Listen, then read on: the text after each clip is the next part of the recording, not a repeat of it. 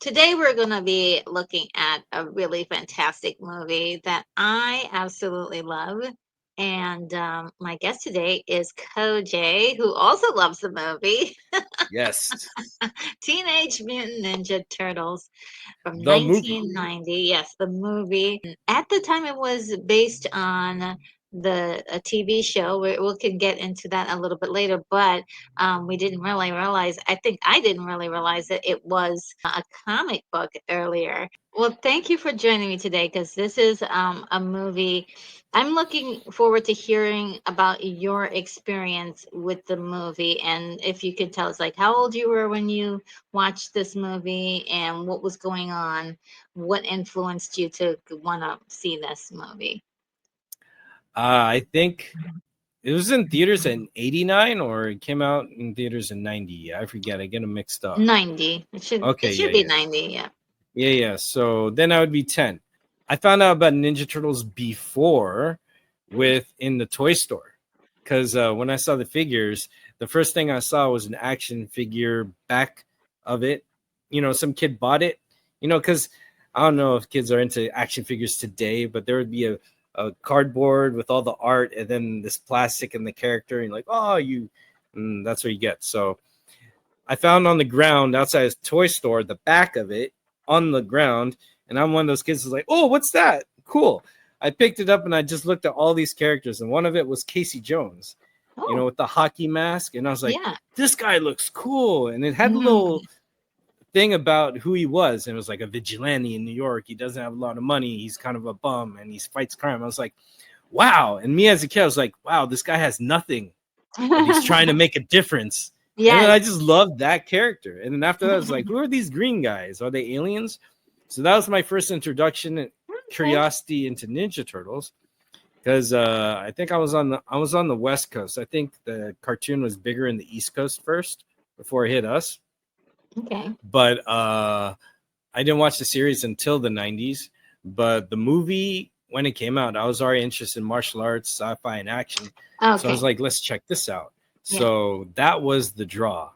Yeah, I saw it in the theaters, maybe Yeah. twice, but I think once for sure. I'm not sure if I saw it twice. And what kind of impression did it leave on you? 10 years old. First off, it entertained me with the action and adventure, Hmm. but it felt really realistic to me Hmm. because the design of the characters were very gritty. Hmm. The situations of troubled teens, troubled youth that don't get Yes. along with their parents, and then Yeah. get into street gangs. In this story, they got in with the Foot Clan by Shredder. That appealed to me too, because at the time when I was 8, I lost my father. So Mm. I was going through this identity crisis phase. I don't even remember Mm. from then up to there too much, except when Willow came out. I just remember watching Willow a lot, video games and stuff. And Ninja Turtles, when that came out, I felt like I was really healed because in that story, I saw how the family of the Ninja Turtles are pretty much an adoptive family. Yes. Splinter is obviously not their dad. There's Right. no likeness. Totally different species. So the adoptiveness of accepting each other as a family and being there for each other, especially how Splinter would console his son with anger. And then the character Danny, who's run away from his father who didn't Yes. know how to help him. But Danny, seeing the example of the family that the Turtles and Splinter had, made him try to reach out and work things out with his father. Like Yes. he stepped up. Usually, the kid is always a failure. Yeah. So, and also the tender moment the Turtles have with Splinter when they thought he was going to be gone, that brought a tear to my eye. I was crying in the theater at that point. Oh. But it that movie, for whatever I was going through in life, helped me like have a stronger bond with my sisters and helped Oh. me accept my stepdad who was coming into my life at the time. And that really, all of that encompassingly healed me personally. So Mm. that's why this movie personally is so special to me, because it took something that was on paper and Yeah. turned it realistic, but also still honored what we knew about the characters. Hmm. And that's why I really value movies that don't go super camp. They go realistic, but also with heart. and seriousness and with stakes, because I think all those things are things we should embrace, and that's something that we could take away from to heal with or take with us in other Mhm. things we go through in life. It's in such a easy way to enjoy it because you just enjoy the movie and it heals you at the same time while it entertains Aw. you. And I think that's something that should be touched on more often these days that I feel we don't get enough of. And for me, this movie did that for me as a kid, and it's always going to be special. And it's kind of set the standard of what Aw. I expect comic book movies to Yes. do, really. Yes, which I So am not sure super it special. would ever be able to do something like this. But it is a special movie, and from my personal experience with this franchise in general, I learned about the turtles through the TV show. I was 17 when the show came out on TV, and so I was in high school, but I still love my comics. I love my Oh, I haven't cartoons. changed. I still watch all that. Yeah, yeah. I was like, oh, what's this new thing? And they were like, they had a catchy song. They were fun. Cowabunga dudes. They love pizza, and it was set in New York where I was being raised, and it Oh, was fantastic. I just loved all of that stuff, and I watched them pretty much all the time, and it was cartoon fun for kids. Wasn't really meant to shake anyone up or do anything controversial or impactful, but it was just like stories of fun. The Foot Clan were robots; they weren't real. yeah. So it was really, there were really no stakes, and it was a lot of fun. These cute characters of turtles in a half shell, and kind of cute. That was part of the market. Turtles in a half shell, turtle power. Hmm. And so, and of course, I would sing along to the song you've got to have that perfect hook song for your intro when it comes to like the perfect kids TV show, right? You got to have that perfect hook. And so it did have that singable, sing along kind of a flavor to it. Now, when the movie came out, it was a lot of hype. Oh, they're making a movie about the Teenage Mutant. Hmm. There was so much material. I think even they may have even appeared on. They were all over the place on all the talk shows, and they were just doing the rounds. They had a lot of hoopla around this and what it was going to be like. So when it came out, it was sort of like a shock. Wow, they did exactly what you said. They did Hmm. look at the things that were happening in the cartoon, and they kind of had a little bit of that happening in the movie, and that really was like sort of a lot of fun, but it was darker. And we're going to look at some of the images in a few moments when we're going to talk about this. Before we get started, I wanted to let everybody know we have pizzas that we have in commemoration of the Teenage Mutant Ninja Turtles, because that's their favorite food. Here are my pizza bites here that I made. Oh, pizza bites. I got a slice of pizza margarita. Yum, yum, yum, yum. Look at, I could see those wonderful spices. And mine happens to be like vegan bites. So are you ready Oh, to take a little bite? cowabunga. Cowabunga! Mmm, still good even cold. Mm-hmm. Hmm. Yummy, yummy, yummy. Yeah, I don't eat pork, so my pizza toppings are different. Or I get a cheese pizza and I just put my own bell peppers, olives, and turkey pepperoni, which is just Because as good. I used to always add more toppings like extra cheese. Mushrooms were Ah, my favorite. I loved mushrooms.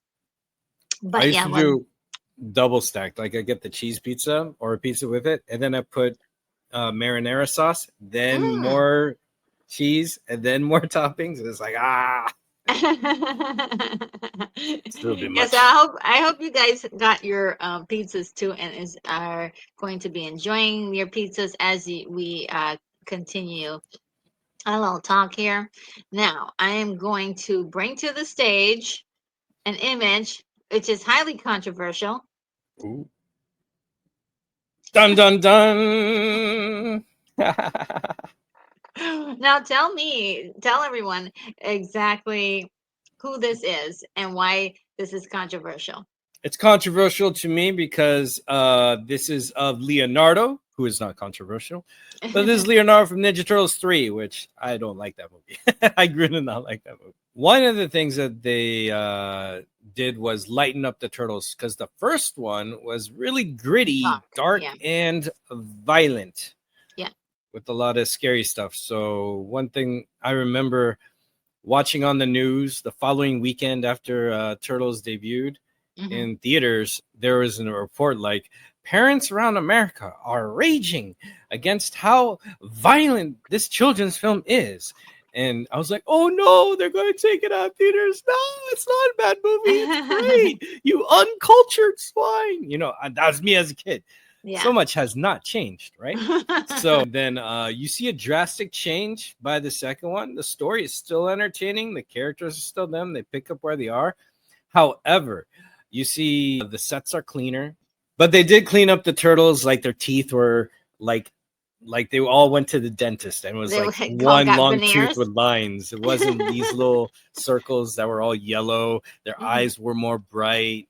Um, there was Leonardo didn't even use his swords at anyone in the Yeah. action sequences. They upped the comedy, which was fun, but the stakes were a little bit lightened. It was still a success, but by the third one, it was just that's a different topic, whole another Yeah. podcast. They did had to change from the grit, the darkness, the scariness, the seriousness, which I think was overreacting.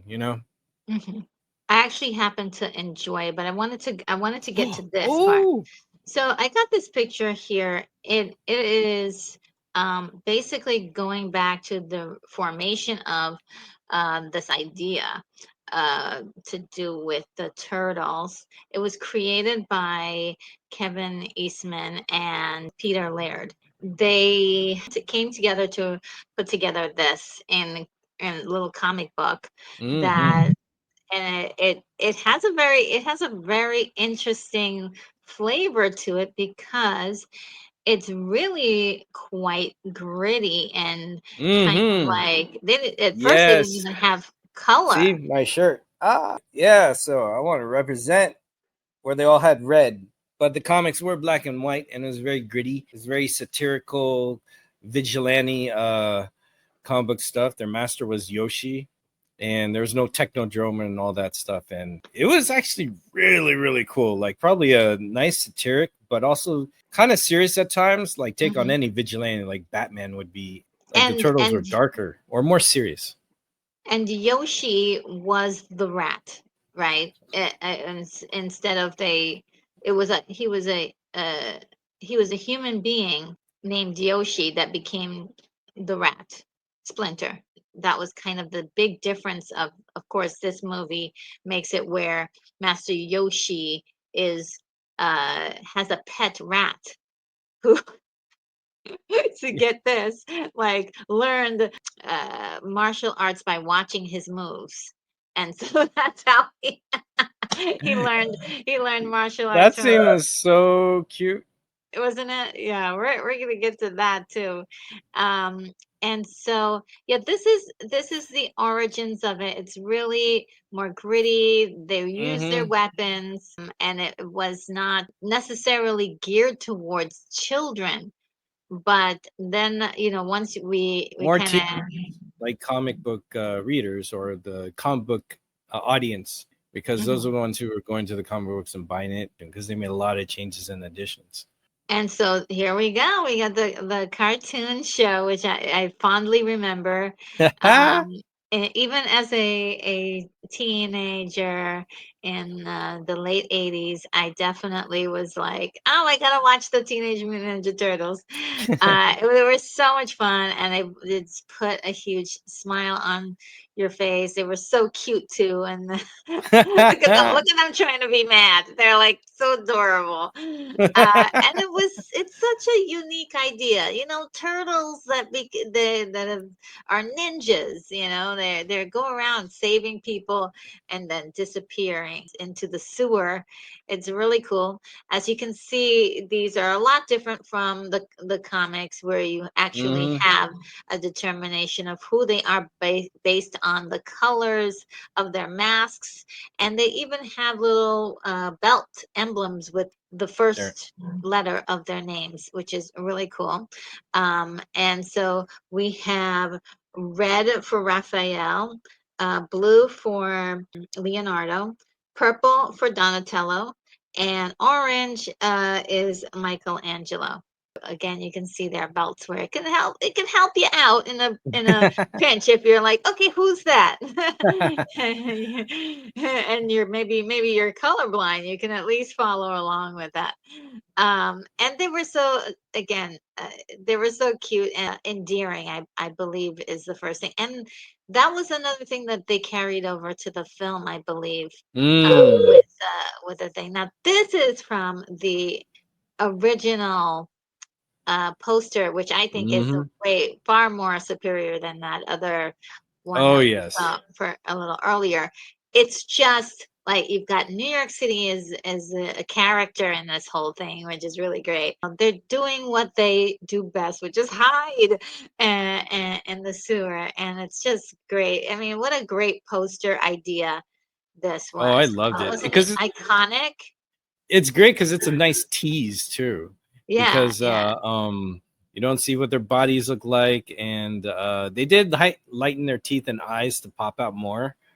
But Yeah. it's just a fantastic tease. You're like, oh man, they do come from the sewer, and not just that, but the city backdrop, with the backdrop being So perfect. pink. That's Yeah. just like in the show too for some of the scenes. So it was great, and they honored the three fingers and all that, because turtles actually have more than that, but whatever. Yeah. They're like, give me three. Right? They had fun. There we go. There's our guys. Yes, yes, Oh, I this is love so it. good. Yeah. And I think once the images started to come out where we saw, how good they were gonna look in these suits, we were like, okay, wait a minute, this looks good. They did Hmm. they did a great job of translating the two. And well, we're gonna get to Jim Thank. Henson later, but Jim Henson's Yes. responsible for putting together such an awesome, not only look for the turtles. He didn't change the way they looked. He kept them very much, classic to what they looked like in the cartoon, but the ability of them to actually act and perform Mm, is something that's sort of a really incredible feat. Only Jim Henson can do something like this, and so exactly. it really was a absolute rare moment in history that they were able to pull this off. Because he's coming off of Labyrinth, and this is Yep, like his next film that he was doing. yep, yeah. This is really, really great. And here are the turtles with April and Neil, who I think I just really love Judith Hogue in this. To me, she is the best April. Um, Yes, she looks a- just like her too, in because my April had curly hair. Yeah, yeah. I really felt like she did nail the spirit of April the most. And no offense to the other actors in that played April, because I did kind of like the next girl who played April. I forgot the actress's name, but Yeah, she I was think nice. I thought she was really good. They could have made her hair look a little bit more like April's, but I think on the most part she was pretty good. But Judith just brought like a little look at how sassy she's looking at them. There's a of this same photo shoot. There's one where Raph is leaning on her, or she's leaning on Raph. I remember Oh, that was in the back of the VHS. I remember this picture very well, but not oh this wow. version. Yeah, yeah. So yeah, you remember all those pictures. It's really one of those things. More here's Hey, The Boys with Jim Henson. my Um, favorite director of all time, Jim Henson. yes, amazing, Love this amazing. guy. And just to, to take a look at, you know, the April O'Neil, this was her in the TV show. She Mhm. also had like a red poncho or something. Yeah. Oh, I'm sorry, yellow. Yellow was the word. Yeah, yeah. Yeah, yellow kind of look there. And so she's still kind of rocks that a little bit later, but not in this. She not through the whole movie, but it was sort of a nice setting that they still remained. They kept a lot of who she was as a character in this. Here we have her talking on TV. There she is talking. This is how the movie starts, everyone. It starts with April O'Neil telling everybody what's going on in the city, and the The city crime is wave. just, yeah, it's absolutely being ravaged with a lot of crime, and no one knows what is going on. And perhaps she has a lead that she knows, but no one Mm. is willing to believe her. She's been, just trying to piece this all together. And she does this really incredible editorial where we actually see all the things that happen in the city. Now, I also loved that this montage gave us a flavor for New York here in the Mm. 90s. I mean, if you want to kind of like what was New York like in the 90s? I mean, these images are really set the stage for you. I do love it, being that this was a time that I was in New York City, and I understood like the flavors of this. This was like a part of daily life for me at one time. But here Mm. we have Danny, a young man that is, we don't know who he is just yet, but he Yeah. is part of this crime wave. And we see this whole sequence where they steal a man's wallet, and it changes hands through so many people. And then finally, Danny gives this to a person who has like a metal gauntlet, and is like, Foot gives you soldier. the idea, yeah, gives you the idea something mysterious is happening. This is no ordinary person that he's Mhm. handling this off. In the triads in Hong Kong, these people are called ants. Ants are kids or youth Ah, hired by the mafia there, called the triads or whatever, to go around, do thefts or do little deliveries where people don't expect, especially yes. kids or teens. Seeing Basic, I that mean, organized crime system here used by the Foot Clan is very, very elaborate and very yes. smart, Yeah, because you can't trace realistic it, too. you Mm-hmm. can't trace it. The person steals your wallet. Well, you're like, hey, you stole my wallet. You check them, and they have nothing because they've already passed it along to like three or Mm-hmm. four other people.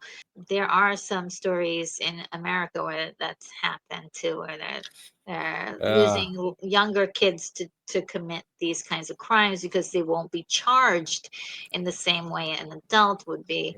exactly. So that's kind of a scary thing that, like Mm-hmm. this is real world stuff. This isn't the It cartoons is. anymore, I right? know, right? So Because this is where this movie really stands out as far as like, okay, you were expecting there to be a lot of like jokes and everything. No, this is serious. People mhm, are getting their property stolen, and the police department is completely perplexed. There could be some serious consequences for this, and it's happening in a mass scale. mhm. A lady lost her TV just while watching it. Remember that? Well, Huh? we're getting to that. This Oh, poor lady. I was so mad for this lady. I was like, this is all she has. yeah, look at it. This Her is, balcony enjoying some fresh air, doing a little hobby with knitting or crocheting, enjoying the TV or the game because she was very angry at what happened on the TV she turned her back, and the thing was for gone, a and it was second. so sad. And there she's got this I love New York on the side. I mean, what a precious lady. I was like, oh, poor thing. What was she gonna do for entertainment for now, for from then on? I was All concerned right. for her. I really wanted a scene with her getting her television. Yeah, because as you know, ladies and gentlemen, it was a box. It wasn't this thin little flat screens we have today. You had to carry that TV, and especially you have the antenna, you got to get it right too. I also like the fact that she's got her own little backyard right at her fire Hmm. escape. Yeah, So everything is perfect. right there. All of these details. Oh yeah, You so can even tell she cool. probably crocheted that blanket on the back of her chair, you know? Probably. Yeah, I did love this moment. I mean, I didn't This love character. the yeah, but I love this vignette of sort of like the story about this lady for a few moments. We sit down with her, and Yeah. it left an impression. I think everybody kind of remembers this poor lady and her her television. And then here they are. It's passing hands again. They're putting it and loading it onto trucks and taking it away mysteriously. And inside we can see one of the foot soldiers, Two of them. are two of them in this little thing. And look at how gritty New York City is Hmm. there. I mean, it's giving us a different flavor from the cartoon right away, and I love it. And then we have again, April from the cartoon, and there she is with the yellow. Yes, the They try, yellow. yeah, they tried to match it all up, and it was, I swear, like when I saw her in the yellow, I almost like jumped out of my seat because I was like, they did the yellow. It was like that, and like I said, I was not a kid, but it felt so good to see this. I mean, at the time of this movie, I was like maybe like 19 or 20, but it was just I just loved that they added that to this story. Like they wanted to make sure there was a thread, or there were threads to pull us back into the cartoon, but also let us know, hey, this is real. She's coming out of the TV station, and she bumps into a group of really wild boys. And of course, there's Sam Rockwell as a youngster. He's the Dang. head, yes, he's the head thug, if that's what they give him as a name. He is like bad timing. Hmm. You're telling me. I Quick, get a purse. Get a purse. I love that scene. He says bad timing. Oh, dang. And the voice that he's using is so like not typically his, trying to do like sort of a New York accent that but sounds a little squeaky as well, so it's really kind of cool. But he did a fantastic job, of course, in playing that part. I believe Skeet Eldridge is at the top there with the red, Mm. who is also like he goes on to do a lot of other movies in the 90s as well. It's a starting ground for a couple of people that were trying to, break into the business.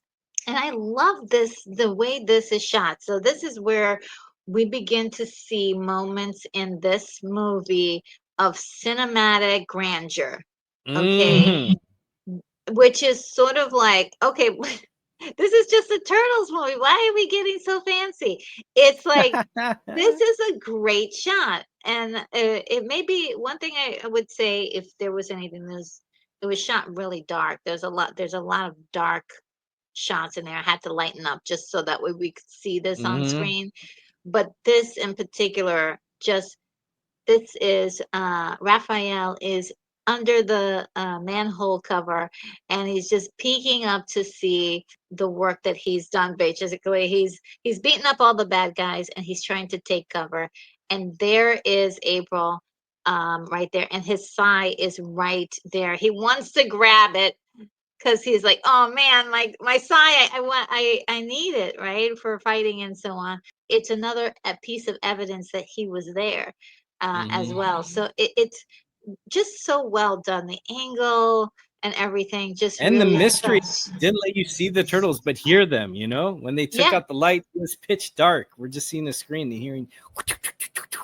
yeah, What a yeah, brilliant way to tease and also show that they are ninjas. They fight in the shadows. yeah. It was Essentially, that's how very. Batman should be doing. You know. Yeah, and you could say, well, that's a moment where they can save on choreography, Hmm. and brings down the budget just a little bit, but also, I mean, you could say it could cut corners, but as you say, some of these little techniques, they do create the mystery. Like Mm. who who is it? We haven't Yes. seen the turtles yet. And we saw them in promotions. We saw them in the poster, but we haven't seen them yet in this film. So this is where we get all this beautiful Build. build, yes, to see these characters finally. So we see a shadow of his face, but we don't really get a good look at him totally. And I just love that. Of course, April sees the sign and she's like, "What is this?" And That you're looks close to supposed, mine. yeah. Oh, you have one? Yeah, I have two. Oh, can you show it to us? Yeah, yeah. It's a different model. Choosh. I had to get two because of Sweet. Raph, but also just for one of my film projects. It's Oh, blunt nice, like they're nice. supposed to be. They're not really sharp. So when Okay. Raphael throws them and they stick in something, Yeah. that's how strong Raphael is. As you can see, Oh, because they're really blocking weapons. okay. I did not know that about those weapons. Very, Yeah. very cool. Thank you for explaining that to us. No problem. And April grabs one. She, instead of telling the police officers, "Hey, I found some evidence," she grabs it. But I think she does it because. Actually, what do you suspect is the reason why April does not give that side to the police? Because I think she is more than just your average reporter. I think she is what we admire about Lois Lane is that she's an investigative reporter. She likes holding on to things and looking into them on her own first, because for Oh, one, she already doesn't trust the authorities. yes. So if she gives it to them, it'll probably be disappeared and no one will look into it. She wants to break the stories before detectives do. She Yeah. wants to find the truth and give it to the people before the corrupt bureaucracies do. She's Yes. my kind of people. She like just how Lois Lane would hold that bullet in BBS or something. Like Yes. she wants to do the investigations first, take it to her people, make a story, and then maybe give it to the authorities after. You Yeah. know, or Yeah. take it to the authorities when she has a story. So if things doesn't go the right way, Mm. at least she has the story to the people and the right things can happen. I think she's a very hands-on. That's what I admire about people like Lois Lane, April O'Neil, Mm. people who really take matters in their own hands to try and find the truth. Yeah. Yeah. I definitely feel like the strongest reason would have to be the distrust that the police would actually do anything with that. Like they Hmm. would just put it away in a lock or somewhere. I'm like, oh yeah, we found this, but it doesn't mean anything. So it doesn't really lead to much, but except for the fact that Raphael knows she has that, and he has to get it from her somehow. So it Hmm. sort of sets that up, and it keeps that on the back of our mind. Now he goes back home, and all the turtles are getting together. There's four of them together, and they are kind of reminiscing about their night out. And what I was getting the impression was that was the first night they all went out to fight crimes. Yeah, because when they got back, they were really excited to talk to Splinter. Like, oh my gosh, we did it! We did it! We fought Yes. well. Yes, and what Because they're all like 16, yeah, they're according to the all comic, 15 or teenagers. 16. Yeah, they're all teenagers, 15, I think, according to the lore. And, the way they kind of gather around Splinter has got to be one of the most endearing factors for Hmm. me. The way they listen to him, the way, sometimes he's like, he'll give, an order and they're like, oh, they're thinking about pizza. Okay, well, that's a typical teenager, but still, when the Yeah. time is right for them to listen to Splinter, they gather around, which I think is really kind of the cool thing. But they're instantly lovable because they're cracking jokes, they're cowabungaing, and they're doing all this this stuff. They're just saying all of these really cute sayings from the show, the TV show. If Hmm. you didn't, if you this was your first time watching these guys, you're still like, oh, they're just fun loving and sweet. And of course, they express their undying love for pizza. Well, what I like about the show, it enhanced their differences of personalities because they were kind of Yes. very similar in the TV show. They were even Yes. drawn the same way, which saves Yes. budget also because you Mm, just do one character art and you're like, oh, what's the difference? Their name and how they have their weapons. That's it. And then their yes. color. So when you design them, it's different. But what's cool that the movie brought was Yes. features. You see, Raphael, his cheeks go a little bit further, and his nose goes long. Leonardo looks more like the cartoons. Donatello has more of a round jaw thing here. Michelangelo, he's kind of got an oval shape and a longer snout kind of deal. Like you see these features where they stick out a little bit more. Like Michelangelo has the biggest eyes because he's the Yeah. most expressive.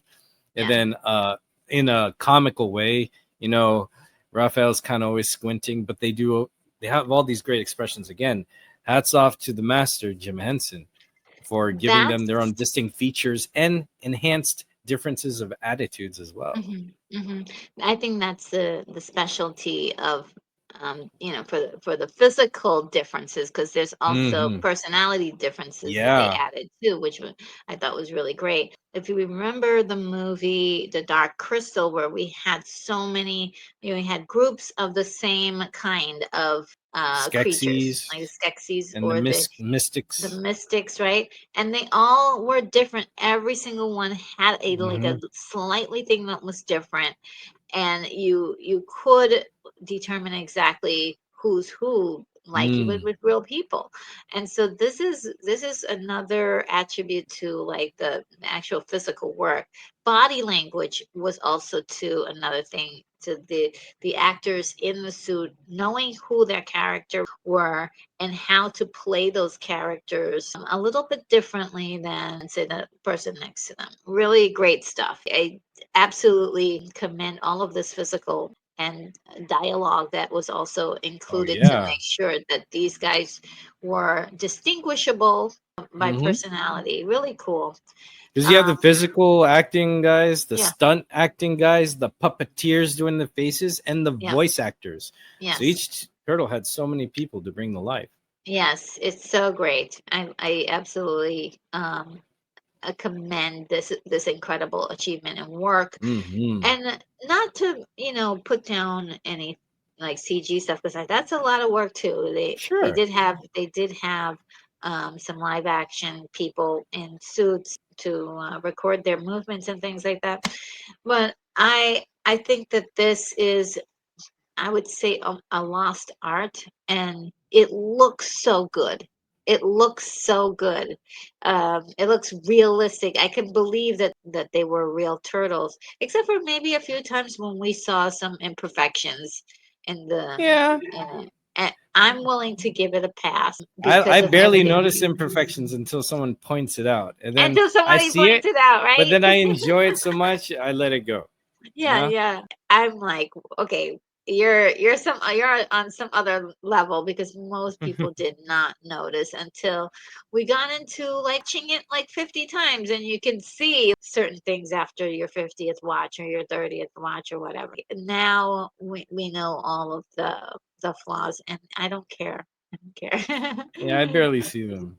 And now we have Splinter from the Hmm. cartoon, who was he did quite a bit of fighting and was very physical in the TV show. Maybe it had to do with the fact that he was originally human and turned into the rat. Here, Hmm. he's much older or frail of a physical being. Where, he even speaks about, even at this point in the story, about him not being there and that, what are you guys going to do if I'm not here? Hmm. Is sort of the conversation. They have this puppet, but he is not able to do all the physical things that the cartoon character was able to do. Yeah, because So, they're totally different. Like we said in the comics, in the cartoon, he was Omato Yoshi who turned into the rat. And yeah, here he was the rat of he was the pet of Hamato Yoshi. yeah. I I mean, think again they cut corners because then he could be stationary. He yes, only moved yes, around when he was half of him was seen on camera, you know? yes, yeah. The top So half, the that's a top good half. way to add a different layer of difference to him. Like, oh, Yeah, he's older. yeah. He can only move so much. It adds another layer of wisdom to him too, I felt. Yeah, especially the way he was talking. He's talking a lot like Yoda, like very like a that broken kind of English and kind of like slow moving, but also there's tons and tons of wisdom. The Hmm. older mentor to the our heroes. By the way, I found out that in Europe they named this movie Teenage Mutant Heroes. Oh, Heroes. Um, whoa. yeah, they took out the word ninja because I believe from what I was told was that it sounds like assassin, and they didn't want kids to be like, oh, Oh, assassin. That's a well, little bit in aggressive. ways it is. Yeah, it is. It's really interesting because we love ninjas in America. Like ninja movie, we like, They still make them in Japan, ninja movies, it's so come on, they're the coolest, and so, but they're, technically they're assassins. or thieves, or Or espionage, or spies. yeah, yeah, Nothing super happy, really. yeah. So it's really interesting. Ninjas are cool. I guess it's Yeah, a little they too scary in some cultures. Yeah, and so I think that's why they did that in Europe. But we get also too the articulation of the Michelangelo. puppets. Yeah. The articulation was really well done. Jim Fortunately, they Henson. weren't able to repeat that in the next movies, but this was the best of them because Hmm. he was such a good puppet, and also I thought he was so adorable at the same time. Well, Like, again, I think we have the magic of Jim Henson being there, because the yes, second one, I don't remember how much Jim Henson was a part of it, because he I think he passed was a part of away it. around Yeah. that time, and the second one was dedicated to him.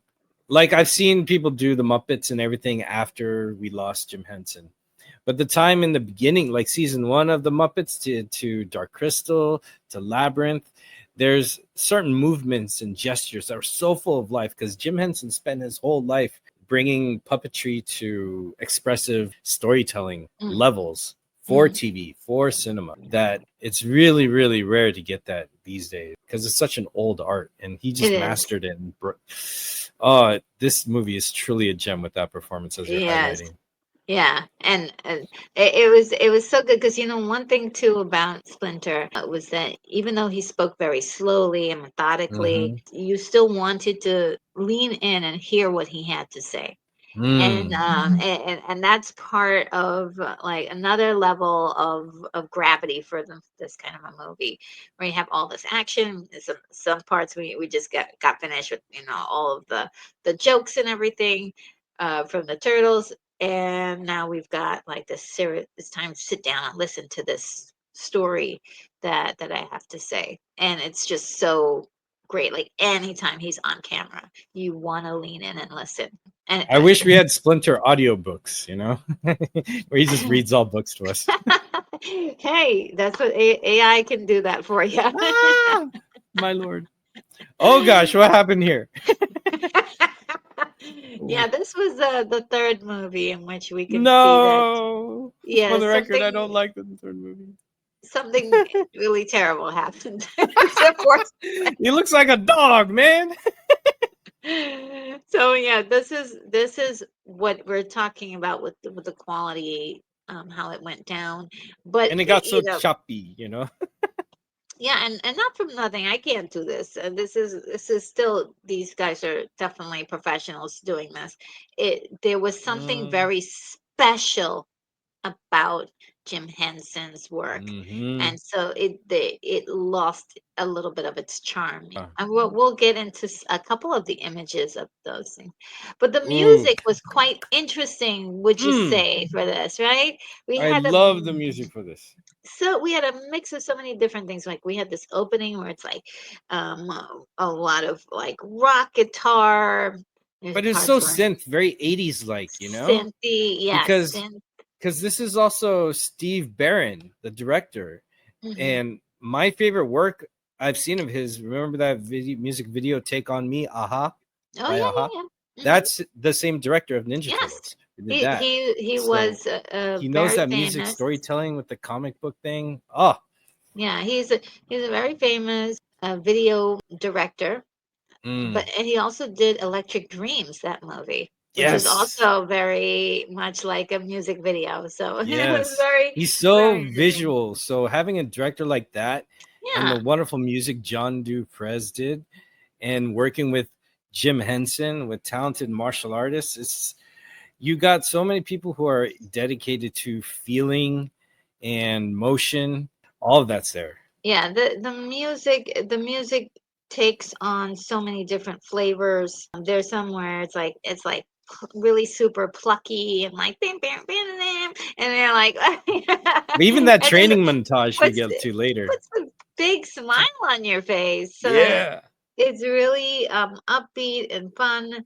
I think it did a really great balance to portraying the darker moments in this weird thing. There's consequences, and there were, where it's a little bit more serious, and also all Mm. the fun that could be had with these turtles and how great they are at having fun. They were just a great combination. Love the music, and there were a lot of artists as well doing the music, and one in particular I'll talk about at the end. But they had some a really great soundtrack that got a lot of Billboard charting there. This scene in particular was actually kind of cute, where we have Mikey like completely being absorbed with, hey, our pizza's almost here, I don't want to talk uh, about dad leaving. It's like what? yeah, Donatello's trying to get serious. Like, hey, what did you think about, when Splinter said that he was gonna leave? He's like, oh well, look, the pizza guy is gonna be late. Like, trying to, sort of ignore that, and it Yeah. was kind of sweet in a way, because it does kind of affect him in a way. Because these are also the two younger brothers. The eldest is Leonardo, then Raphael, Donatello, and then Michelangelo. Yeah. And these So, guys are almost like two peas in a pod. They hang out a lot. Again, to your comment about seeing the differences in these characters, you mm, can clearly see they don't look they have a lot of facial definition differences, right? mm-hmm. They don't look like the same character. They have differences in their faces, which I love that. And it builds this kind of rapport, like, okay, these two guys, they're different, but there's also a lot that's very similar. They're waiting for that pizza. Eating their freckles. Yeah, he's like, pizza dude's got 30 seconds. And he's all Yeah. asking the question. He's like, time's up. Yeah. $3 off. Yeah, And the that was pizza guy, he was hilarious too. Yeah, I, it was such a cool scene. I mean, and Domino's got a little plug in there mhm, for this moment. Really a cute little scene. It didn't last very long, but it did have sort of mhm. a little moment for these two to kind of punch in their personalities. And they're rascals, aren't they? Yeah. um, And critters. Talk about nods. Yes, and not to critters. He's like, how do they come up with this stuff? Just kind of making fun of, referring to the fact that the turtles are just, kind of a wild idea too.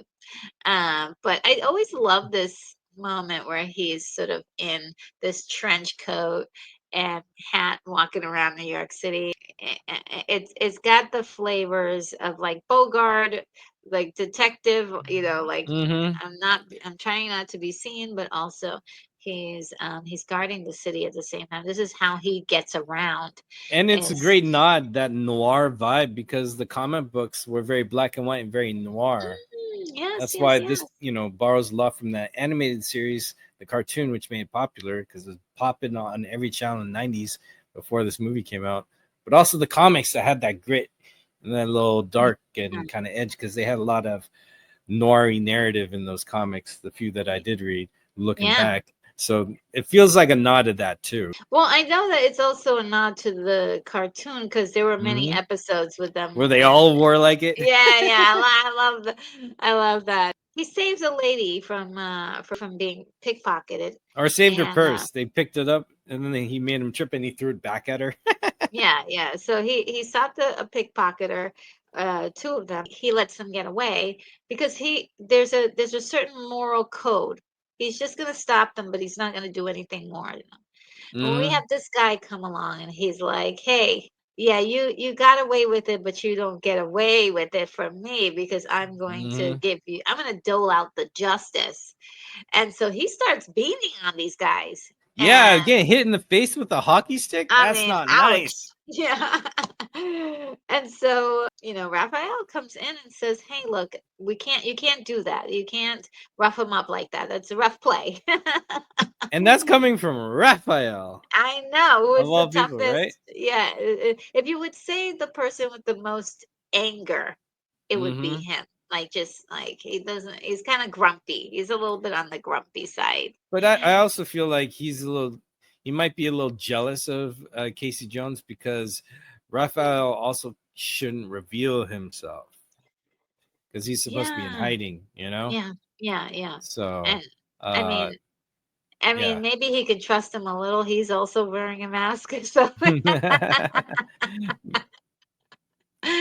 so that's kind of interesting. Like Mm-hmm. we kind of see two individuals that have a lot in common, that they Correct. are trying to stop crime in the city, and they have different ways of handling it. He introduces himself. It's of course Casey Jones. He believes that these guys need to learn a physical lesson, of getting beat up. Raphael has a completely different moral code, that no, that's not the way we do things. And I love that. And the turtles in general are not going around beating people up and being bullies. They're Mm-hmm. just like they just want to stop the crime. And that's the biggest difference. I also, for some reason, loved Casey's no nonsense kind of take on it too. Like, you guys, did the crime, and now I'm gonna, really get into you. Mm-hmm. I kind of like that. I like the fact that he really was willing to like go beyond, but it isn't right. It Yeah, isn't the right way to handle it. because he has the opportunity to deal with more humans than the turtles do. A lot Yes. of what the turtles see is on their TV screens and from afar, where Casey Jones has more background because he's a poor guy. He's Yeah. not rich at all. He sees the ugliness of humanity on a daily basis, where the turtles are kind of safeguarded from that, and they kind of are more hopeful in a way because of their teachings and what they see on the screen or read in a book, but they Mm. cannot experience humanity as Casey has. So that would be like the difference, but the similarities of how disassociated from society they both are. Yes, yes. I definitely agree with all of that. By the way, I love this mask. It's so It's cool. so Isn't good it? Isn't it the greatest? And because then he's with the his first hair like character I that. was introduced to, and I was like, there he is on the screen. It's real because they got the Awesome. face the same way. Wow, yeah. It's pretty remarkable. And I do remember him from the show and how much I Mm-hmm. like that character so much. Yeah, in the show, Again, he never took off the no, he mask. never Even took when off he the got a mask. job, he kept it on, and he Yes. still got the job. That's really quite remarkable. And I do love this character. I really like this actor. Elias Coton Mm. is his name. Really, like anything I've seen him in, he's just really knocked it out of the ballpark. So, I mean, he was the um, best part in Ninja Turtles 3, in my opinion. oh really? Yeah, they Yeah, brought him I back in haven't. Ninja Turtles 3 Did to I? play two characters, Casey Jones and the guy from the past that looks like Casey Jones by the same actor who got Oh to man. befriend April. Now, see, I didn't mind that movie, so I need to go and look at it again. Casey manages to get away. He actually wins the fight, doesn't he? And he gets away. Mm-hmm. And as Raphael is chasing him, he jumps over a cab. Well, the passenger says, "What was that?" The guy's And like, the something cab, like a big turtle yeah, and I'm like, "Oh, in a it's New trench York coat. City. It's a New York City joke because it doesn't matter what you wear in New York City. It's just like people are like, yeah, okay." They just keep going. I mean, I think uh, there've been so many times where I was dressed up in a costume or something, and people just like didn't even care. It wasn't a big deal, and I was in some big costume. I Downtown LA here is like the mm, closest I've seen to like New York because it's the yeah. same thing. You know, some people are like walking by dressed up or messed up in other ways, and it's just like, Yeah, that's how it's it like is, right? whatever. Which I love that nod to New York. There's also, oh, I wanted to say there was another nod. This is also reminds me of Ghostbusters in a little bit, has the Mm. flavors of. Now, in the very beginning, April says, "Who you gonna call?"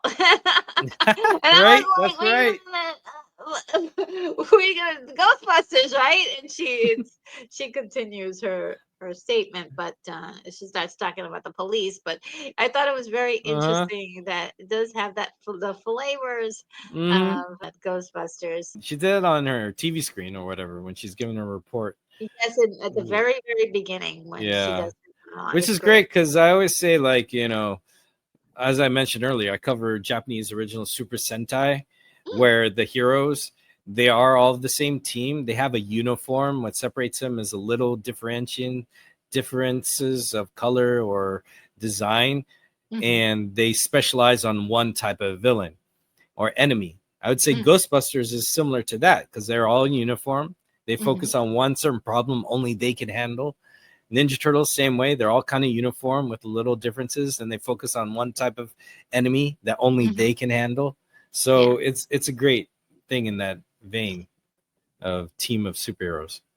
Yeah, I love the idea because a lot of this movie is about everybody working together, and we'll Right. get more into that because there's some story plots that really highlight that.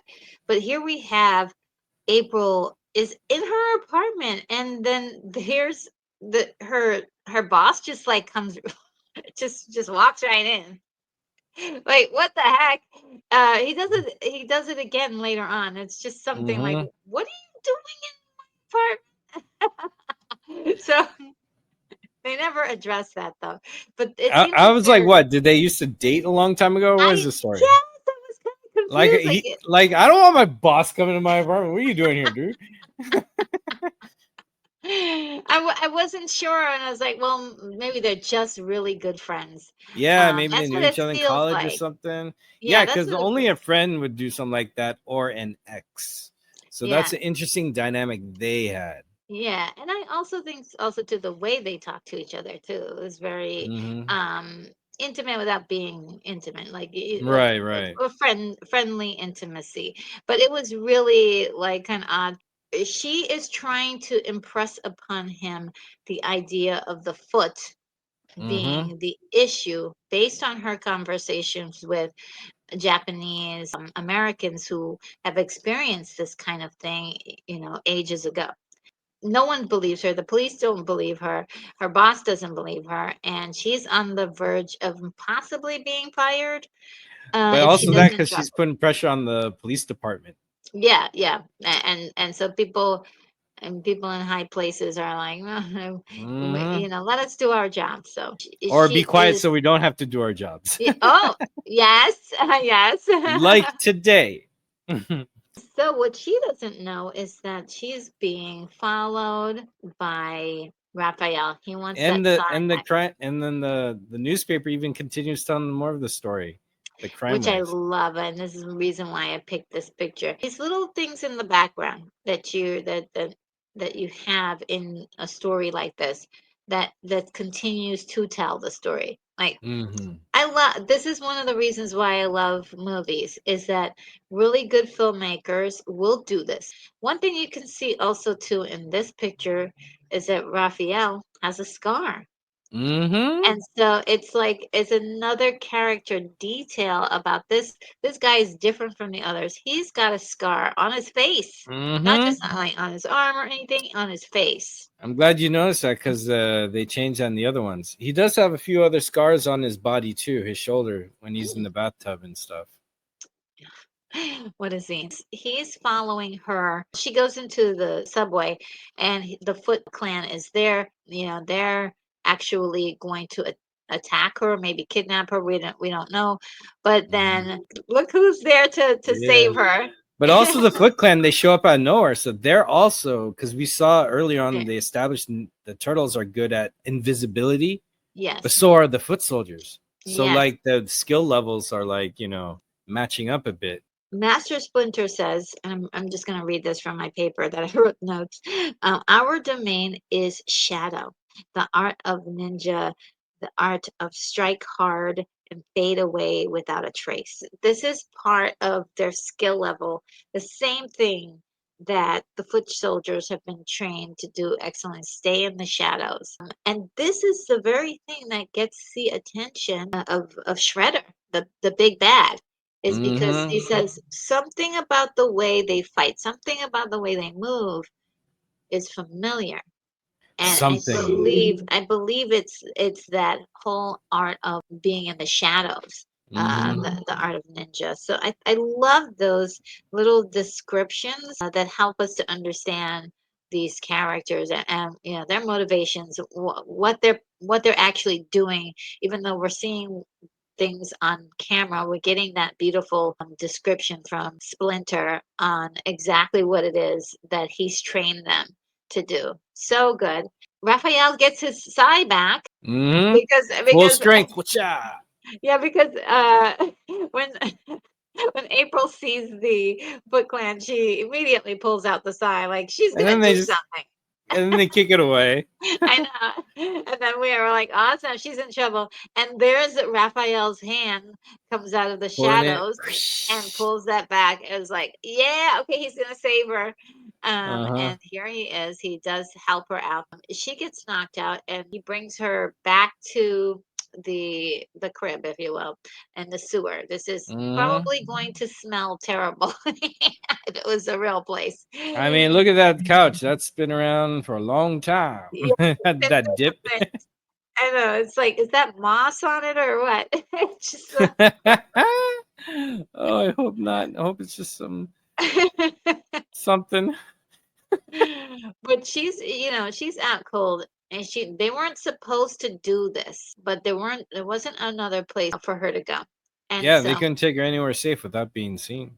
yeah, especially because the Foot Clan was after her in particular because of her making a lot of noise on television about, oh, I think it's, her reports are starting to Mm. get people really, really upset and they just want her to shut up. Unfortunately, they were followed. Dun Yeah, dun dun. yeah. The art of shadow can be played by both parties. Yeah, because this guy was when Raphael looked around, it's like, was someone behind me? Oh, no one. Then he leaves and you see him walk out of the shadow. This guy is like, oh, Yeah, so incredible. because they're Um, not used to facing an opponent no, who is of the same school, essentially. yeah, and they immediately get caught out there. And I Mm. love that because, you see so many of these superhero stories Mm. and the good guy is so outpowers everybody else, for Yeah. even in the beginning. These guys are in trouble right away. I mean, Casey beats Raphael Yep. He won basically, that one.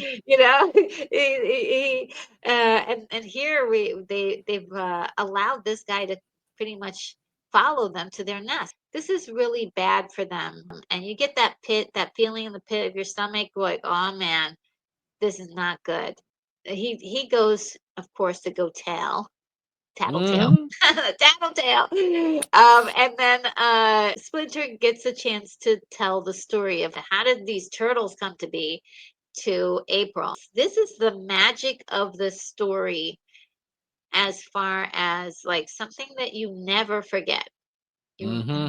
even when discussing any of the newer movies, we always remember this particular scene, how Splinter tells the story of how the turtles came about. Hmm. So well done, radioactive material.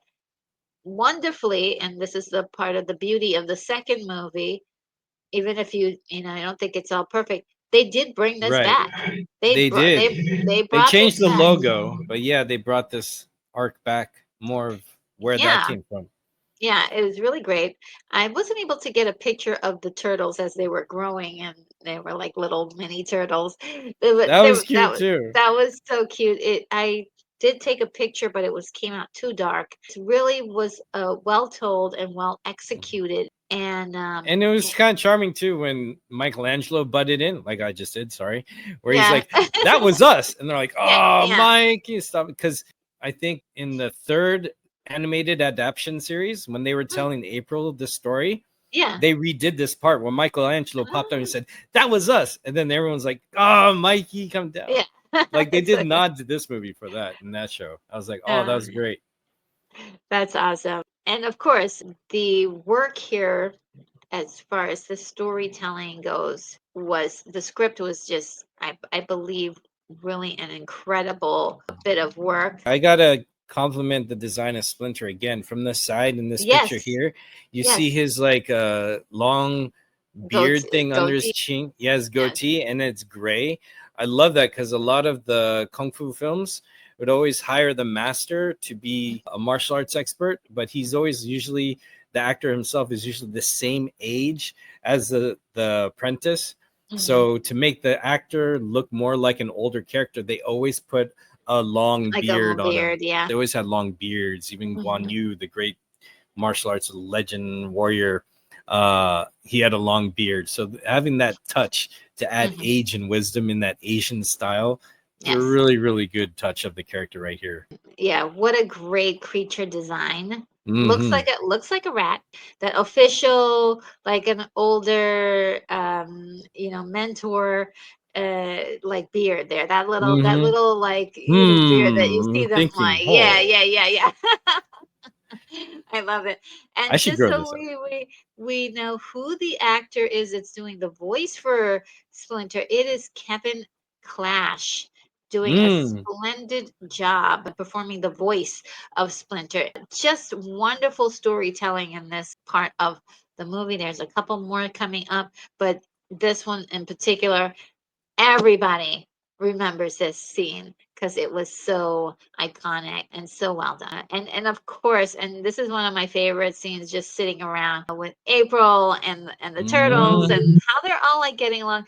I love how April immediately gets along with them. You know, at first she's shocked at who they are and what they are, but she also understands their humor and takes a liking to them And they immediately. saved her. Her life was in danger. Yeah, That- yeah, So that's another level of trust, and the fact that they were able to talk to her, I think, calmed her down. And yeah, there's a little instinctive trust there. I felt April, who has great natural intuition as an investigative reporter, would probably adapt to quicker yeah, because being in scary situations and calling things, she could kind of assess what is really a danger, what's not. yeah. I agree Her 100% that emotional that's intelligence.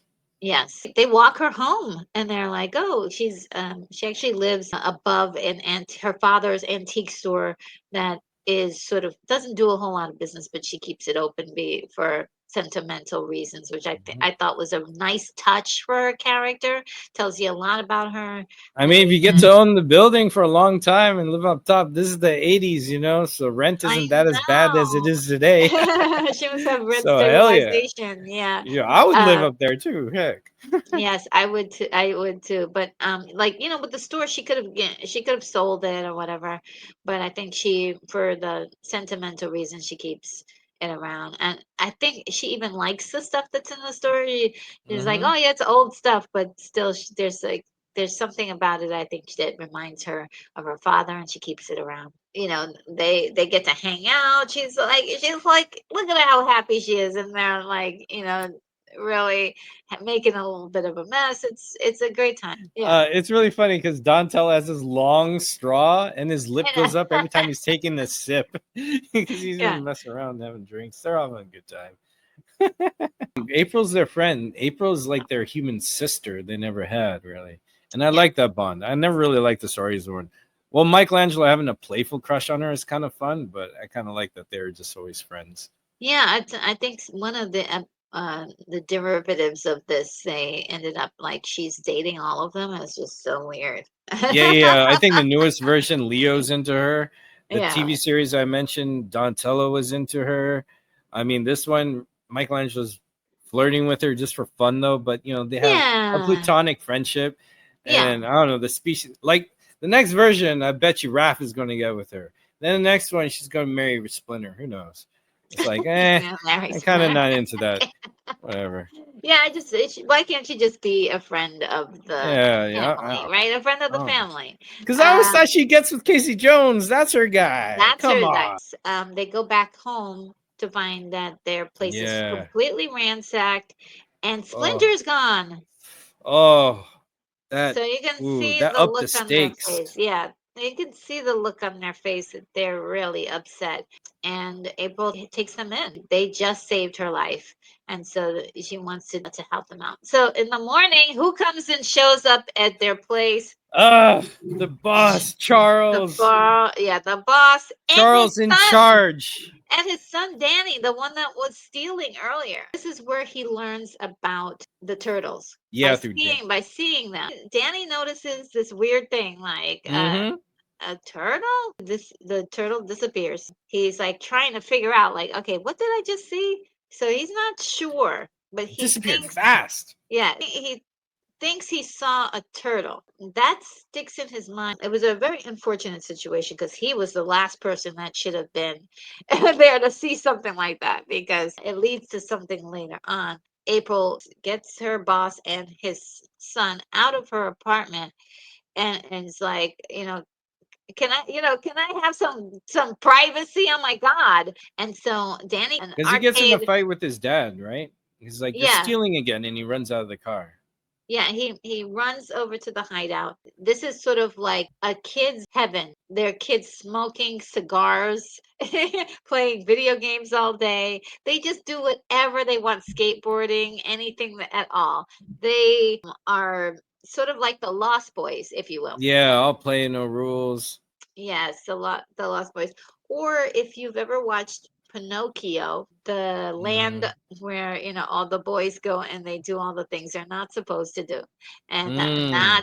that's what this reminded me of. They were just, I they were mean, that's just how doing they corrupt you. Just have fun. We got you. yeah, yeah. And then so it leads to, which I love that we lead to a sparring event where they're selecting people to fight each other, and the Training. people who are winning those fights then go up to this particular henchman. Yeah, Master And Tatsu. Tatsu is that means dragon. Okay, so Master Tatsu is training the foot trainees. And he's really kind of a nasty in the fact that the young man wins his favor and then he bows and then he kicks him in the face. Mm-hmm. Never bow to your enemy, he says. Which is a very cool nod to Bruce Lee, because in Yeah. Enter the Dragon, the guy bows, and then Bruce Lee gently slaps him on the head. He's like, "Oh, Yes. never take your eyes off your opponent, even when you bow." But this guy, he kicks you straight in the face, goes over and says, "Never lower your eyes to an enemy." So it's Yeah. like that Bruce Lee thing, but you see the villain way to go about teaching it. Yes. So they're getting that level of training, but they're meaner, they're ruthless, they're relentless, they're without honor. Yes. And in a way that shows the mean side of ninja, because like you said, Splinter was teaching the turtles to hit hard and vanish. Because Yes. in actual ninjas, they were trained to hit hard and then get the heck out of there. So their fighting tactics were also dirty, like throwing sawdust in your eyes to run away, or Mhm. someone's chasing you, they throw like a little, it looked like jumping jacks. No, jacks, like you'd play jacks, but they were spikes, so people samurai would step on them, and their or whoever would get these little pricks in their feet so they'd stop running, and then you get Yes. away. All these tactics, they'd fight dirty. So the Yeah. Foot Clan kind of resembled the dishonorable side of ninjutsu. Yes, they do. So it's really interesting because they are using children to do all the stealing and everything for them. Corruption. And then once the kids get old enough, fight it out. And the people who survive the fights will Mm-hmm. then become a part of the Foot Clan. They have the physical training, the physical fighting skills Mm-hmm. to then become a foot soldier. So I thought that was really good. I mean, it brings in a new psychological profile for these kids, Mm-hmm. and they are also getting the approval of this really tough master. Master Tatsu is a tough person to please. To get his approval is means something in this world. So I do like that. Then we get this incredible Yes. entrance. I It's mean, very ooh. slow moving. This is straight out of like a sci-fi epic or something. The Mm-hmm. lighting, the angle, everything Oh, very beautiful. And the it, use of shadows. yes, this See, is all it is, right? It's shadows and light. when I was And learning about cinematography, they say that the key to lighting or storytelling through lighting isn't to show you everything. It's how you use shadow to create shape and yes, character and mood. ooh, Something yes, another thing I feel is lost these days, especially with a lot of green screen or that whole dome green screen yes. they do nowadays. You lose atmosphere, you lose shadow, you lose depth. Mm, And that movies like texture. this, thank you, texture. Movies like this used it beautifully. Oh my Yeah. god. Yeah. I mean, like, look at all the cracks and dents in the Mm-hmm. floor. It's like shaping up an idea of what's going on in that room. And the sheer intimidation of this man slowly walking into this room is just beautiful. Chef's kiss. Mm-hmm. Um, and it's like, that's what I was like, they blended cinematic glory onto sort of these, cartoon ideas like Yeah, well, this is where I blood. feel it goes more to the comic books, Yeah. because they have elements of cartoon and then they have elements of comic book. This I Mm. feel is like that black and white noir Yes, comic book noir flavor. original Yeah. turtles. It's like oof. Now Exactly. this is Shredder from the TV show. Yeah. Not much difference except for the color, the big, lot more color, but they tried to keep the actual design pretty close. I think Hmm. they didn't go for like, okay, let's give him a different helmet. Let's not give him any spikes. Let's get something else. They really tried to give you the sense that this was Hmm. the same kind of character, and I think it is a Ooh. wonderful live action adaptation, Hmm. if you will, of that cartoon character while upping the intimidation. This is your bad guy. Hmm. This is your bad guy. Yeah. This is the guy that's going to create all the tension for you in the story. This is the guy that people need to be afraid of. He's like 7 feet tall or something. He's like huge. He has a And huge presence. Yeah. yeah, very, very big presence. Even with the Foot Clan, he's towering over one of the new inductees. And there's a whole process of that. When you get that hood, you have, you are now part of a family. Yeah. You When. are now part of a system. You all work together. And I really like that a lot. I did keep a write something for And the this. background there at the bottom is your bad timing guy, right in the middle. Yes, bad timing. See, so he's already out of prison because like Yeah, using the younger kids, they have the juvie system, yes. and criminals know that because I don't know if you know here in LA, but they extended the age for juvie to like maybe 22 or something like that. Mhm. So now Wow. older kids could go there. So big prisons don't get to keep people longer. So then the petty crime goes up. It's pretty Yeah. horrible. That's because it's overrun, overcrowded, and they're Yeah. trying to make more space. One thing I wanted to say also too about Shredder's entrance, it happens 33 minutes into the movie, right? Mm-hmm. So we've got all the story that we Full need to entrance. develop, and then at 33 minutes we start to get Shredder's moment to like be in front of the camera Because we and saw really him like, in front of those TV screens for a little bit when he threw the dagger at the TV. He's like, "Find yeah, her, yeah. silence her." But But then his real they like this still is teased us like the yeah. turtles. Yeah, this is his real. I mean, it's sort of like Mm-hmm. Jaws, right? You're like, you don't see the monster Yeah, until the very last part.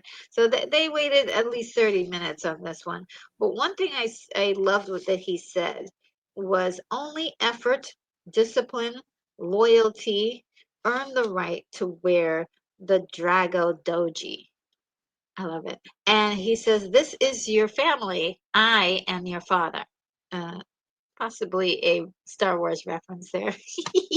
Especially the way he says it. Especially the way he says it. But yeah. it was like, yes, he's creating a story for his followers. You follow me, I will lead you to The something Dragon that you Doji. don't have, right? Mm-hmm.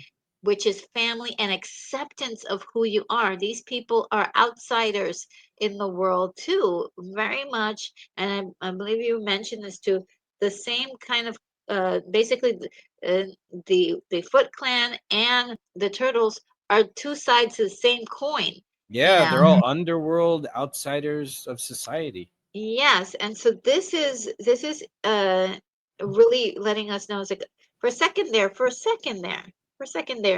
thinking, oh, is the Shredder really a bad guy though? Is he really a terrible person? I mean, he wants to have a family, wants to develop these kids into having Mm, some pride and having a family. Um, but there is this incredible intimidation you can see, visibly mm-hmm. see. So something is not right here, even though he's selling them this idea. Then he starts talking about Mm-hmm. the turtles, and Danny steps forward and says, I know exactly what you're talking about because I saw this earlier this morning. So it was very told very well. This was all kind of fixtured into one sequence, right? From Mm-hmm. Danny seeing um, one of the turtles and then leaving his father, going to the hideout, and then going through the process of finally getting to Shredder, asking for his help, and it was really incredible. I, Just I like you love said, the that sequence. timing. Yeah. Because he left his real father. Then he's here in this speech where Shredder says, "I am your father." You know, Yes. so he's like, Yes. "Okay, here's my loyalty. I'm going to tell you Connection. everything I know." Where he's not going to tell his father what's going on with his own life. Yeah. Because that's pretty much how cults work. And Shredder is a cult leader. Oh, wait, we're getting deep into this one. No, this is deep, deep in the sewers and Yes, in the heart yes. and the mind. Yes. So yeah, this is really great. I love getting to the bottom of something like this. And these are the poor, Look at this as I shot. said, Look at all these characters too. yeah, Like they're the everyone's. lost souls Mm-hmm. of the city, unwanted young men Mm-hmm. that are looking for purpose. And here's Mm-hmm. Shredder comes along and says, I I want to be your father. I want us to be a family. And they're ready. They're ready. Now, a little bit later, Shredder goes to see one of his prisoners who happens to be Splinter. Oh, And this was heartbreaking, wasn't it? it is because at this point you love Splinter, and then Yes. you see how miserable he is. How he's pretty much crucified, like Conan was on that tree. Mm, yes. And The tree of woe.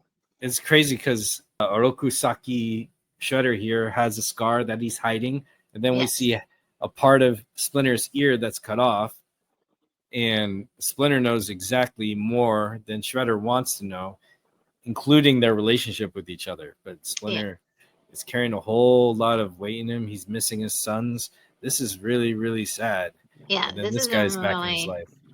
really tough moment. Yeah, because And he knows exactly what Shredder is about because he recognizes him.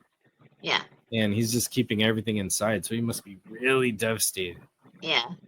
It's really great because right after that meeting, Shredder rushes off, and then Danny just slips into the scene. He's fascinated by this giant rat, and then Splinter tells him a little wonderful story about how he became. who he is, and described in great detail the story of Oroku Saki. Yeah, that's Shredder, Oroku Saki. Yes, and that his master Yoshi, that Yeah, that there they was a were. love triangle.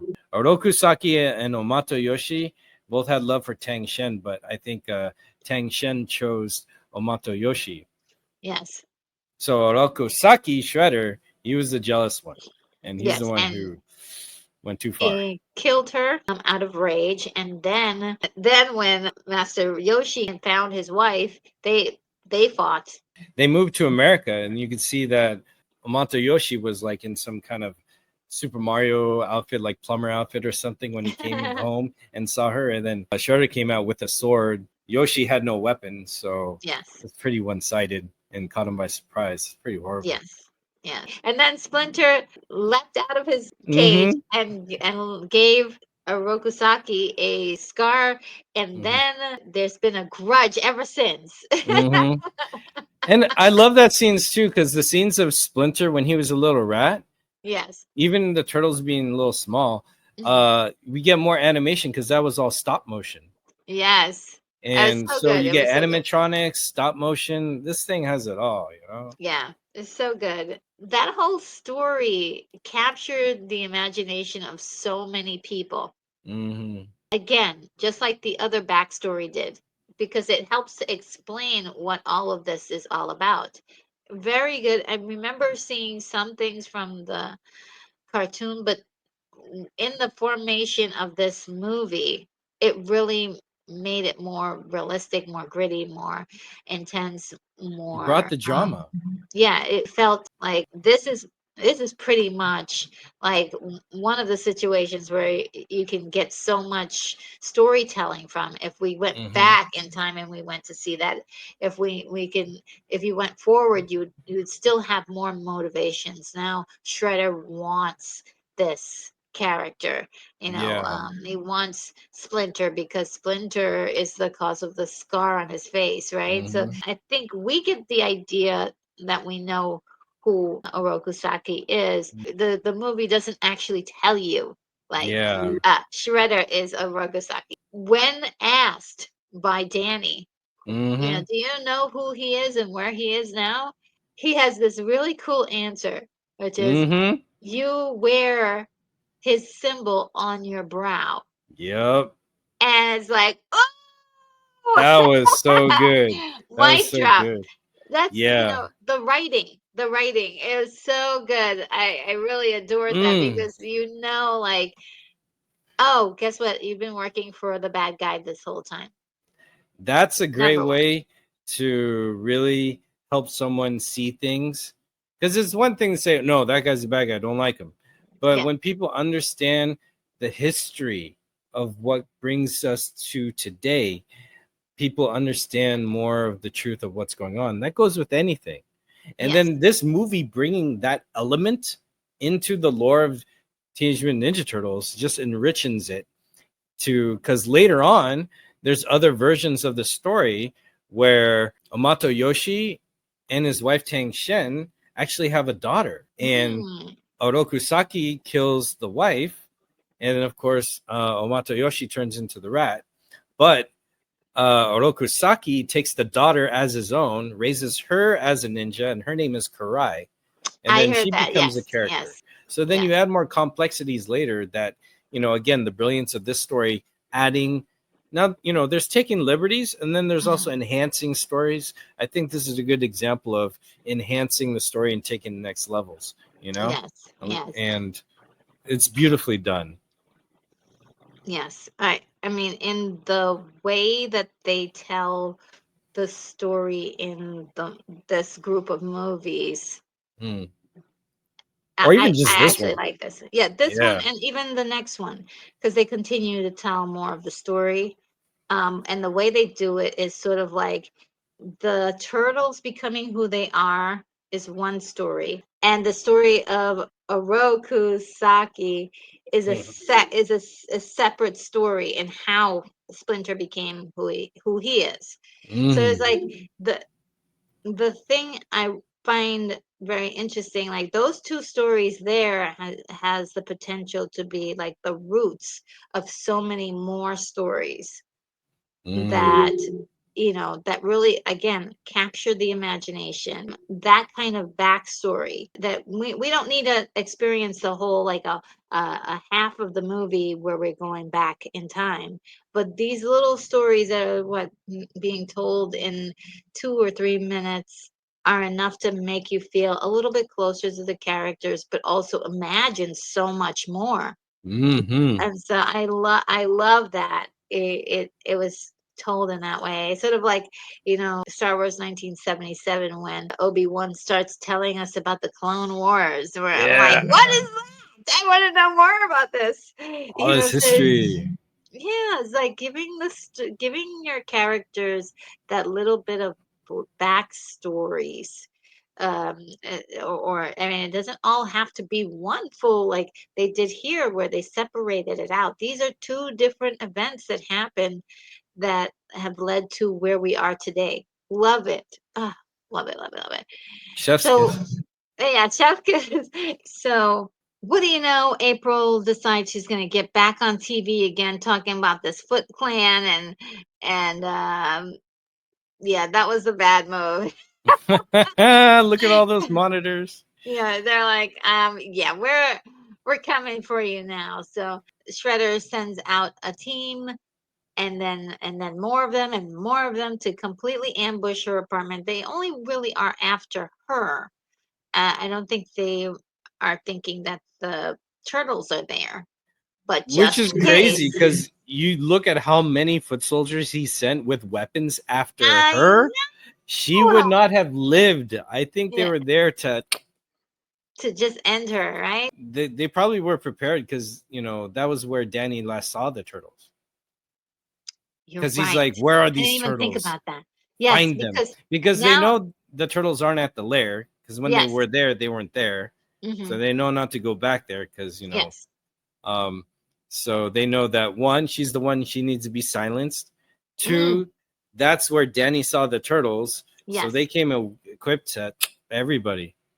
You're so right. You're so right. I didn't even put that together because They're they two got all this birds in, with they got all this, one. so they're like, oh yeah, let's get them all. They're all at the Yeah, same place. Raphael and Leonardo get into a bit of a fight. argument. Yeah, before that Yeah. sends Raph upstairs. Yeah, and so this is where we get to understand Leonardo a little bit more because he is the leader of the Hmm. turtles, the Well, in a way, unspoken leader.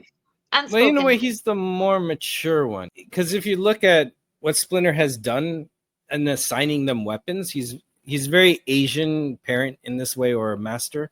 Because you look at Raphael. Raphael is the more physical, aggressive one, and the Hmm. one with the, I don't want to say anger, but more passionate one that does turn into Yes, anger. passion, not anger. So Yes. what weapon does he get? He gets sais, which are blocking weapons. They're not Mm, for stabbing. yes. So the guy who wants to do the most damage, he gives him a weapon where he has to focus on blocking and defense. Hmm. Now, Michelangelo, the one who's most distracted and the most childish, he gets Yes. the nunchucks, which require a lot of concentration. And then Okay. you get Donatello, who's the more technological, advanced one. What does he get? He gets a stick. So he has to Mm, balance out what he has, focus on some more natural instead of gadgets. And then Leonardo has two swords, the most deadliest weapons, yes. because he's the most responsible one. So all the Oh. weapons that Master Splinter has given the turtles isn't random. It's to help train them, each turtle strengthen themselves in where they're weak in, and what also makes them stronger in where they need to focus in. So all Mm, their weapons are specific. So Leonardo being more the leader makes sense usually because mm, he is the more responsible, more controlled. As we see yes. later, he actually is more the spiritual leader as well, Hmm. which we'll see Hmm. later on. So Yeah. all the weapons that they gave him is for their character flaws and their character strengths. I love that breakdown. Thank you so much. That's No excellent. problem. Standing ovation. No, other people said before I said it, but yeah, it is true. That's like the, because there's a lot of character growth and spirituality that this movie introduced. Mm, that was played around with in the satirical comic books. hmm. Kind of lost in the animated series because it was a lot of fun, Yes. but that's what I think makes this movie so special and pivotal for the Ninja Turtle lore, because the stories that go on with Karai or the Last Ronin later are Hmm. very dramatic takes in expanding the stories, the lores. Even with the fifth turtle, the female turtle Jenica, when she comes later, it's like, you can take this lore and go serious because these characters are actually not just surface level fun, they're actually very deep. Leonardo in particular is one of those characters that kind of brings the seriousness to Mm-hmm. the The the team, party. Yeah, yeah, yeah, the because brothers, they can all have fun, honestly. yeah, they You do know, we've most of the we've time got like Donatello and Mikey can have the most fun. They're the most like fun because they're the guys. But youngest.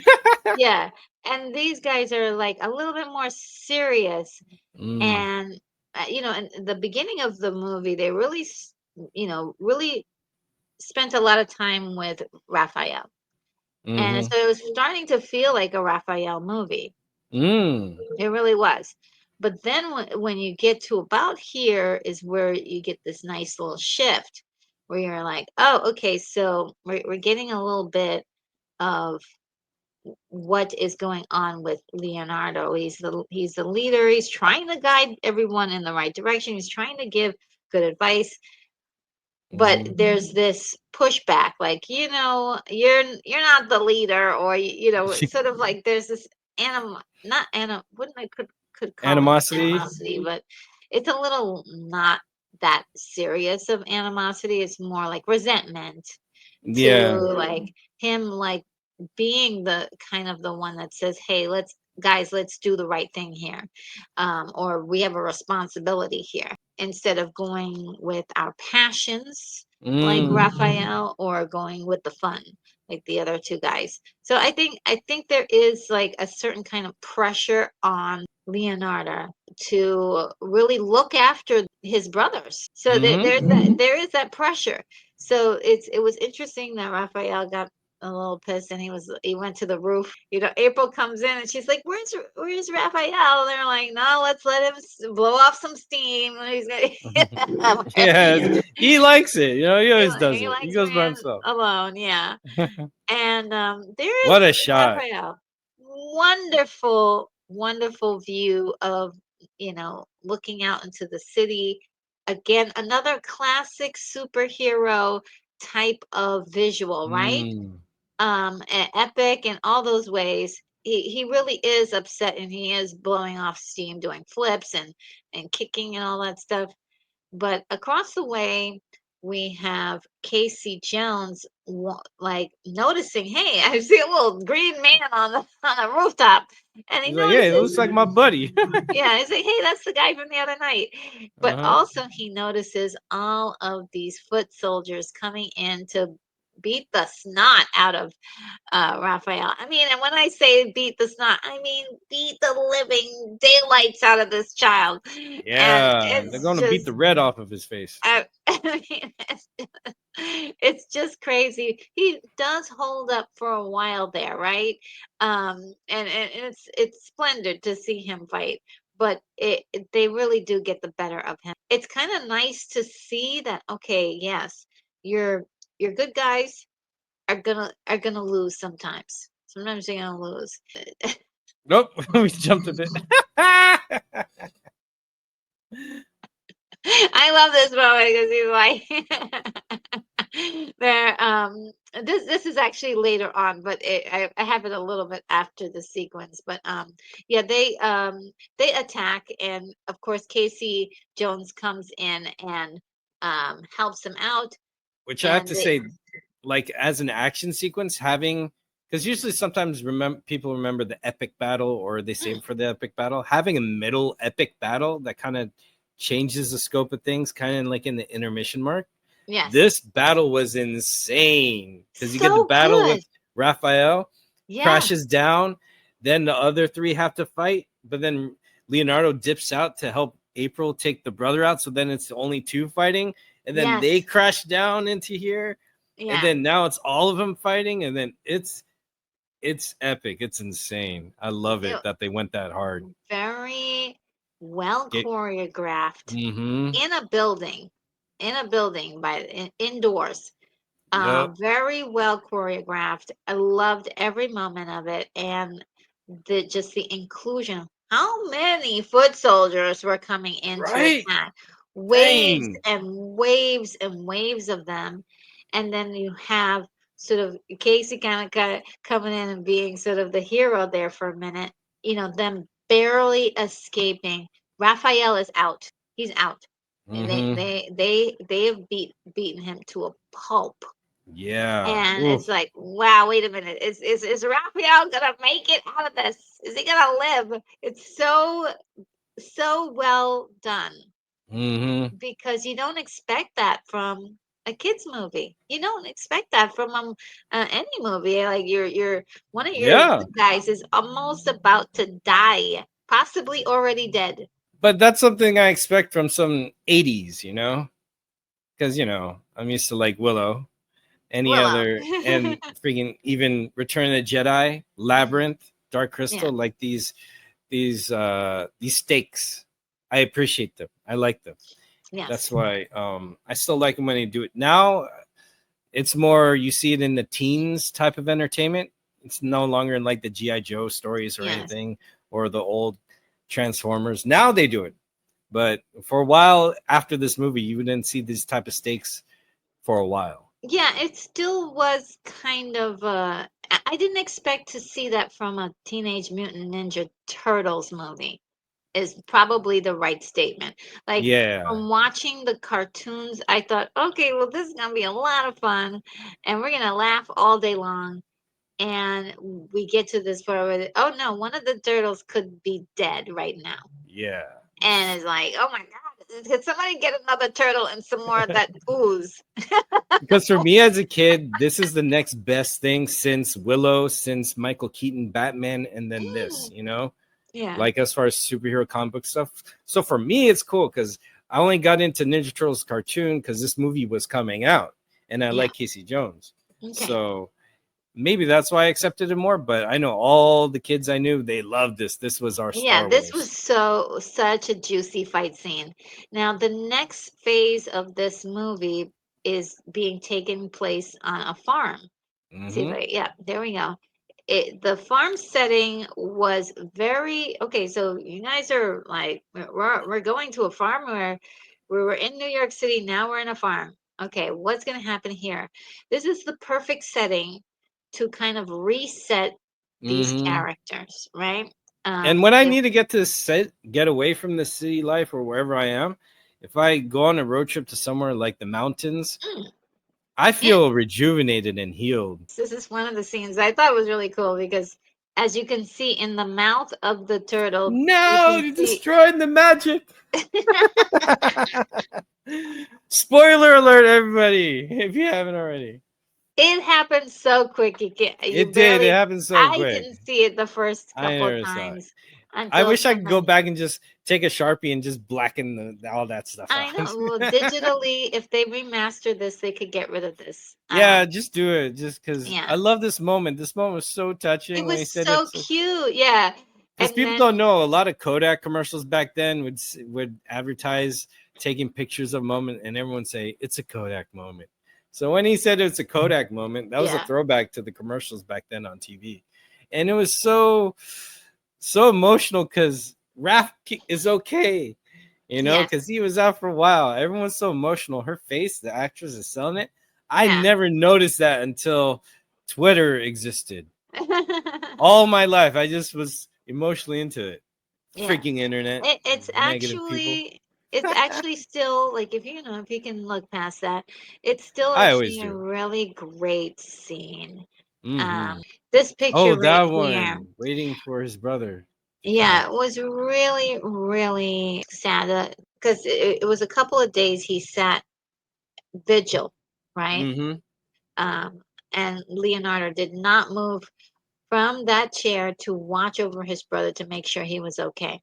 Yep. It's the responsibility of a leader to do something like that. and it shows like he's up to the task, and I love that Also, he's that the little older character brother. development. Yeah, also he's the older brother, and last time they were talking, they had a fight. And if Yes, Raphael dies, that's like the last conversation they yes, had. I think yes. that eats at him. And also, he's super relaxed. He doesn't even have his belt holding his weapons anymore. Hmm, Like hmm. they're really just like vulnerable. Yes. Yeah. I mean, it's so good of a scene. I Hmm. was trying to get the picture of the drawing that April Oh does, right, which yeah. I thought was really interesting that she would draw him in that position in particular, which is our position. Um, but I thought it was another way of like her too being involved emotionally, drawing the Mm, turtles. She was already in the same fight. They all acting as partners in this whole thing. Like she's hmm. not gonna leave their side. They're not gonna leave her side. It's Yeah. really cool the commitment to that she has to the turtles and that they have to her. Really love these moments. During the daytime, it is Leonardo that meditates near a tree and realizes that he can actually reach Splinter, that he can actually like psychologically like link Astral up to him. project. Yeah. And so this is a more spiritual kind of take um on sort of like the next level of their growth as ninjas, right? They can Or now martial artists, in communicate. that ninja magic or martial Mm, arts magic. Because in Japanese philosophy, they believe in the ki. So in kung fu, there's always the chi, the inner energy that mhm, that's within you that you could harness and shoot out or whatever. So what I understand, the key energy in Dragon Ball Z uses this. A lot of this is actually where I believe George Lucas took ideas from the Force mm, for the chi and the key. So in Japanese stuff, the key is energy around you. The idea is that you could channel it and then project in stuff. In old ninja movies, they have stuff where they actually have a force choke where the villain is so strong he does this, and then person's like, you know, wow. ninja stories had that before Star Wars, right? Mm, mm, So having Ninja Turtles having access to that type of mm, mythological folklore fairy tale magic, if you say, mm. is another level that they add to the Ninja Turtle lore, which is awesome. And it's great because this scene, this is the one that moved me when I think uh everybody. Yeah, I think yeah, everybody. because his last words is like, I love you all, my sons. That broke me because Yeah, sometimes they don't know if Splinter's going to be alive. yeah, Having your last word like I love you, you know, a chance to say goodbye is something Leonardo was worried he wouldn't get to say goodbye to Raph if Raph died. You would regret yes, that. And yes. we all have regrets when we don't get to say goodbye to somebody. And just to catch everybody up on this, they all get together. I mean, it takes a little bit of convincing because Leonardo is like, yeah, he's alive, and they're like, how you know that? They don't believe at first, but Mm-hmm. and they're making jokes and they've got marshmallows ready to toast, and he gets them all to concentrate, which is not an easy thing to do. We got everybody to concentrate so they could reach out to Master Splinter, and he astral projected and was able to leave some last words with them. And he says that the ultimate mastery comes from the mind, not the body. And so it was sort of their ultimate lesson to learn as in the teachings of the ninja. And so it was so beautiful, Mm. poignant, and the fact that yeah, they have the physical skills, but they don't necessarily have the focus and the maturity to kind of get their mind in the right order. But now with them all focusing together to reach out to him, that was enough. That's enough Mm-hmm. to like work together, finally work together as a team because that was sort of the thing. They were kind, I think they were all together because they were brothers, of course, but now Ralph and Leonardo have to put away their differences. They have to, like, everybody has to come together and work together.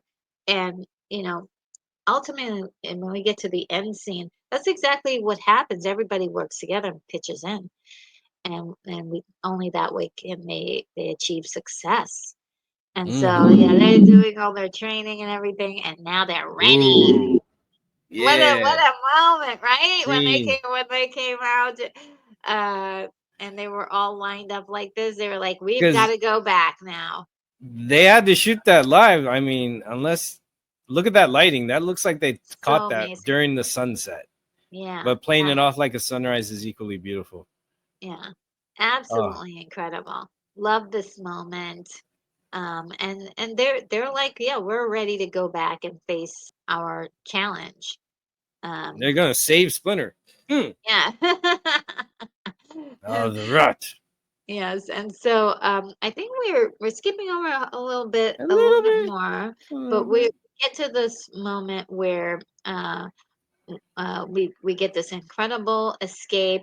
Casey helps Splinter escape, but at the same time, the boys are facing off with Shredder. After the Foot Clan attacked their home. Yeah, Yeah. it's pretty intense, and Man, what a fight, too. yes, it was so good because prior to that, as you mentioned, they went back to the sewer, and the Foot Clan was fighting them, but they were actually getting the upper hand, and so the Foot Clan went outward, and they kept Yeah, going they up. escaped. They went up to the Hmm. rooftop. So I was like, okay, they were specifically drawing out the turtles so they could face Shredder. Yeah, if That they couldn't was beat them, they never fought all all four four turtles. at the time. So Yeah, that's why yeah. the turtles united. They were kind of Well, more powerful than the Foot Clan expected. yes, yes. So that again, the teamwork, them working together, nobody's running off to the rooftop. Nobody's, Hmm. no, everybody's together, and so now they were able to get the upper hand here. Also, wanted to mention, there's a funny moment that happened that's worth mentioning is that April got fired from her job while her apartment was Oh being yeah, yeah, that's right. burnt down. Oh, and Casey had to break the news to her. Yes, it was Oh, so good. And by the way, did you not love the rapport between Casey and April? They just had some sort of uh, magic together. the actors had great chemistry. They had a great dialogue, banter, back and forth, not liking each other and stuff, which is great because Mhm. that's my couple in the Teenage Mutant Ninja Turtle verse. Like Yes, April yes. and Casey Jones, that's my couple, yo. I love it. Yes. And that is a famous trope that a lot of writers use is the enemies to lovers. It's very popular. A lot of people like DC would do that a those. lot usually. Yeah, yeah, Like you if have see any these of their two shows. people that are just enemies. They don't like each other, but somehow they find a way to fall in love. And we all love a good story, a love story. But yeah, this fight with Shredder and the four turtles is pretty epic, I would say. The way Shredder's Very. handling them, the way they're giving him, they're not quite giving him a run for his money, but it is, displaying that he is a master. He's clearly, miles away from their training, and then he Yeah. actually gets an upper hand. And who is it that he has at the end? Leonardo. He has And Leonardo, he's like, he dies. the leader, and so the rest of them are like, "What? No, we can't lose Leonardo."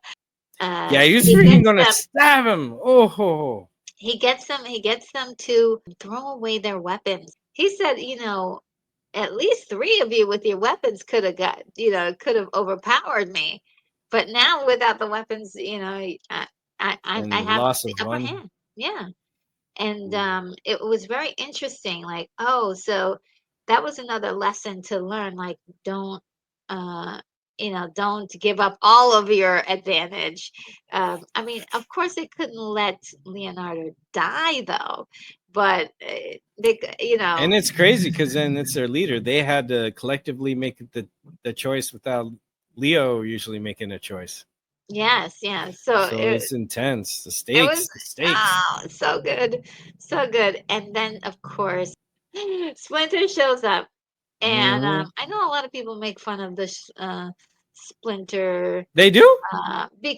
when he's just standing there, because I think only the top part of the puppet actually worked, and so it was kind of weird that they propped him It up to was not stand up. weird to me. Yeah. Yeah, I didn't notice, but it was kind of choppy the way he kind of had the upper hand Yeah, here yeah. Oh, like he just kind with of all the different spun cuts it and and then. yeah, yeah. But they did the best they could with what they did. I yeah, I did. It happened I so quick. It did happen very quickly, and so Shredder falls, ends up in a trash compactor, and I thought for sure they killed him because they did him Terminator style. They Oh yeah, you know how kind movies of are. that thing goes down, and I thought he was gonna be Shredder It juice. Yeah, it probably didn't crush all the way. Yeah, It just crushed a little bit. yeah. He was mildly uncomfortable. Mildly uncomfortable for a bit. He's just like for a bit.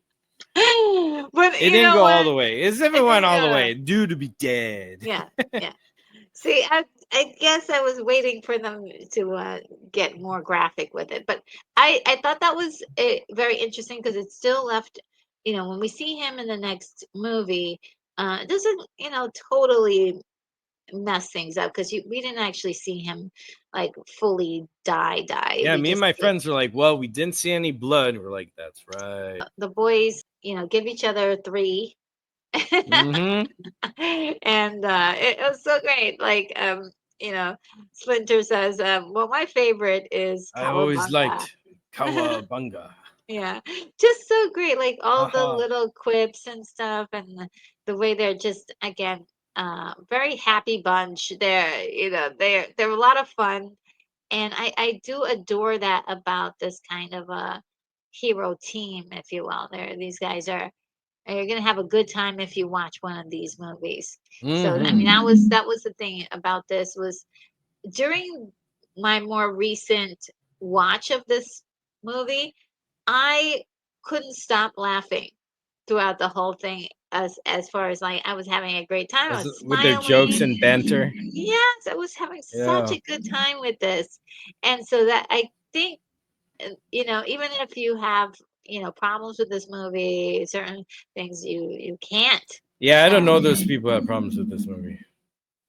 but if you did, I'm if sure you they're out did, there. there one thing for sure is that this is definitely one of the more fun movies, and they didn't do too bad as far as like actually looking like the the cartoon and having the flavors of the comic book as well. Mm-hmm. So I think this is a great achievement. A lot of kids who saw this movie in the 90s have never forgotten this movie or the feelings that they got from watching this movie. It's just I'm has proof. such a big impact on everyone, and even myself Yeah. was quite almost going to be a young lady. I loved it so much. It was a lot of fun for me. Let me see if I have another one. Oh, and this is one of the last Oh, scenes where that's loving. I love that. they're so adorable. And yeah, and how much they really love their papa. It's so Mm-hmm. great. And look, they Papa, got Papa. bruises too. Yeah, I So mean, that's they something. made sure that they put so much into these, they're basically costumes and they look so good. They really Mm-hmm. do. This is Hey. just some behind the scenes. Ooh. Um, The and guy on the. Mm. you see a familiar face? Yes. So, of course, there's Ernie Reyes Jr., who Mm-hmm. plays Kino in the second one, and he was in the Last Dragon that we watched, the little kid. Yes. But the dude Also in the in middle, Red Sonja. yes, Red Sonja, the little Prince Yes. King. But also the dude in the middle with the red glasses. That Yes. guy's name is Pat Johnson. He's a Hmm. martial arts choreographer. He choreographed the Karate Kid. Wow. He choreographed Punisher Warzone. He choreographed all except 2 fight scenes for the 1995 Mortal Kombat movie. Oh. And he's seen in Enter the Dragon, where he's holding the gun up to Mr. Roper. He's like, "The money, Roper, you got it."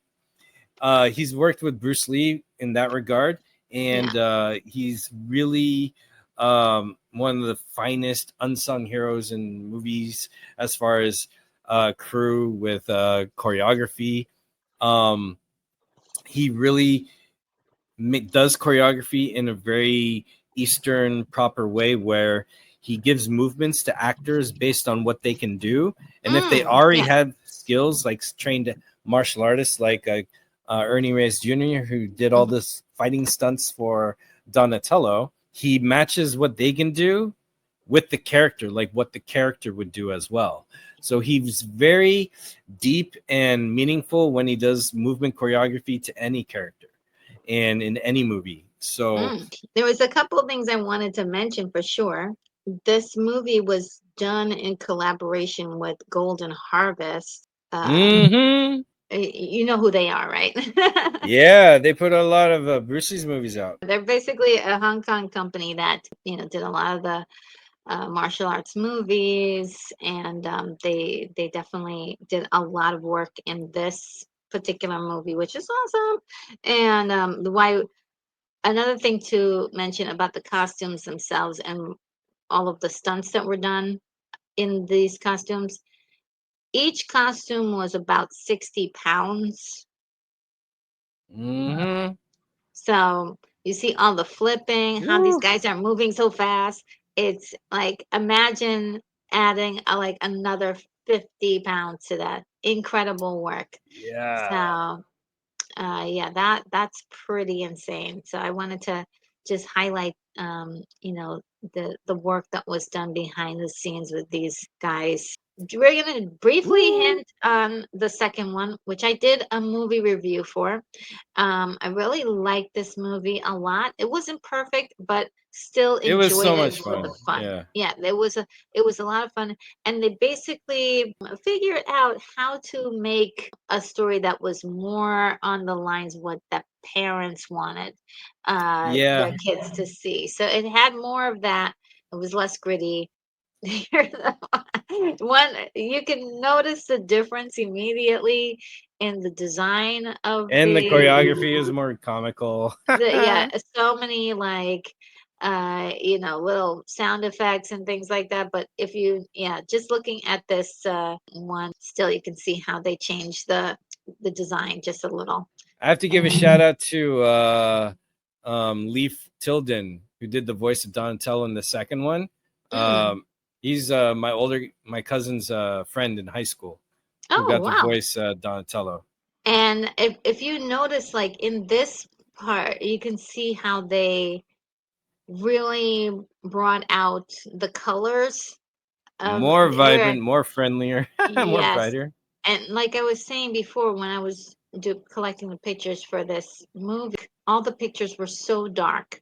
And I had to lighten them up even just so they could be seen on this format. So it's just kind of Mm. interesting. But any place where they could like make it more like the cartoon, I think they really, Or really focus friendlier on. usually, because usually when there's shadows and grit and anything looking realistic, it gives Mm, some people the sense of a horror film, you know, yes. because And horror films are scary. always Yeah. like trying to be realistic to get you to believe what's going to happen. But I think that's just a sense of atmosphere that's not necessarily scary, just makes things realistic. But I think to make things friendly, they want to step away from realism.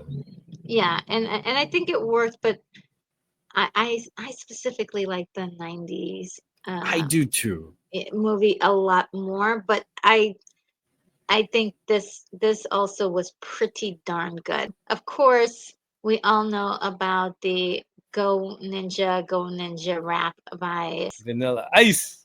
yeah, Vanilla Ice. In the 1990s movie, the one song that really like stood out from all the others was I believe Turtle Power, which I thought Hmm. was really it That song was good. yeah, On the credits, it really was. Turtle power. T. Yeah, very good, catchy, and it was playing everywhere. It was I really love that playing one. everywhere. That one was good. So yeah, that's one thing that at least the first two Turtle movies really gave us some interesting music and some good music, I believe. Like at least two for sure hit.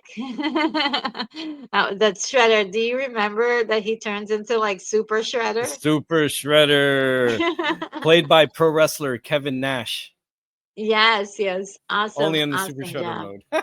Yeah. Ah! Awesome, awesome movie. Okay, and this is the third one, and where they No! are some samurai turtles Some turtles is back through in in time. time. I laughed so hard in this I mean, one you had though, to. because You had no it's option. so yeah, it's so silly.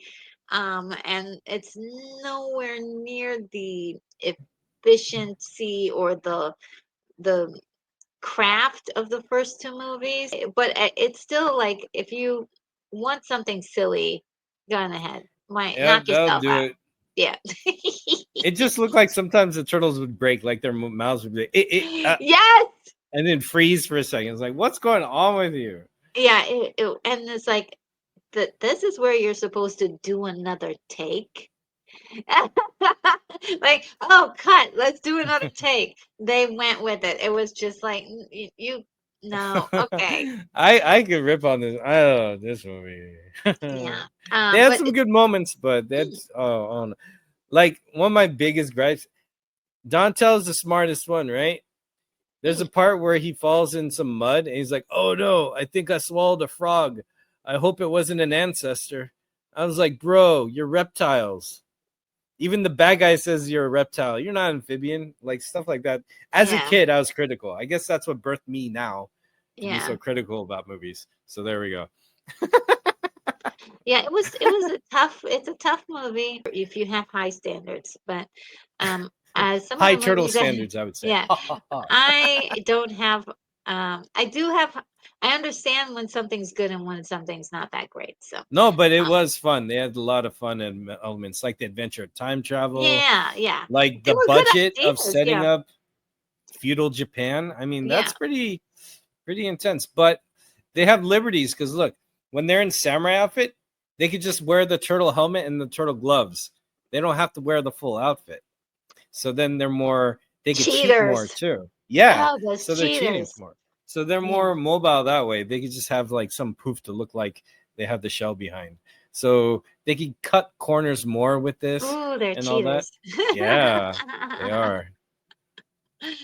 Yeah, And no, they really messed up with the faces too. It's yeah, just especially funny. Splinter. He looked like Oh yes, he looked like a Splinter. mutt Yeah, I dog. showed. Yeah, I we shared that one, and then Whoa! this movie where they're totally roided out. Roided out and their heads shrunk. I didn't Yeah, mind the movie too much. I just I liked it. I liked the I movie. no, I It's like just this one. That did. action on the way going down on that Oh, the hill, that avalanche. was great Yeah. Oh, action. that was great. Yeah, No, and it because the was director funny. of this was good. Yeah.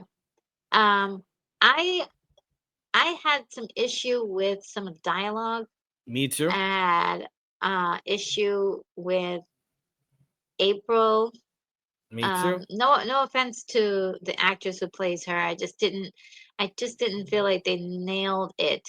I didn't Yeah, I I felt didn't like it was the girl from Transformers, not April. oh Like really? I Yeah. didn't, I didn't get the vibe that she was April. However, I wish they didn't delete the scene where the actress of April from 1990 came back for this movie. What? She has a Yes, yes, yes, deleted yes, yes, scene I remember it. Yeah, I remember where that. They she's didn't play it. interviewed. Yeah. But I'm making a cut where she is in it, so there we go. I had a little bit of an issue with it, but I thought they were cute and The movie was they fun weren't though. I they liked weren't it. Yeah, they weren't adorable, but they were likable, the turtles Yeah. themselves, you The know. action was great though. And this was a great scene of them in the Oh, when they're elevator. beatboxing, Yeah. which was Um, deleted also. I also had a big problem with what they did with Shredder because initially I think they were going to have him be two different people.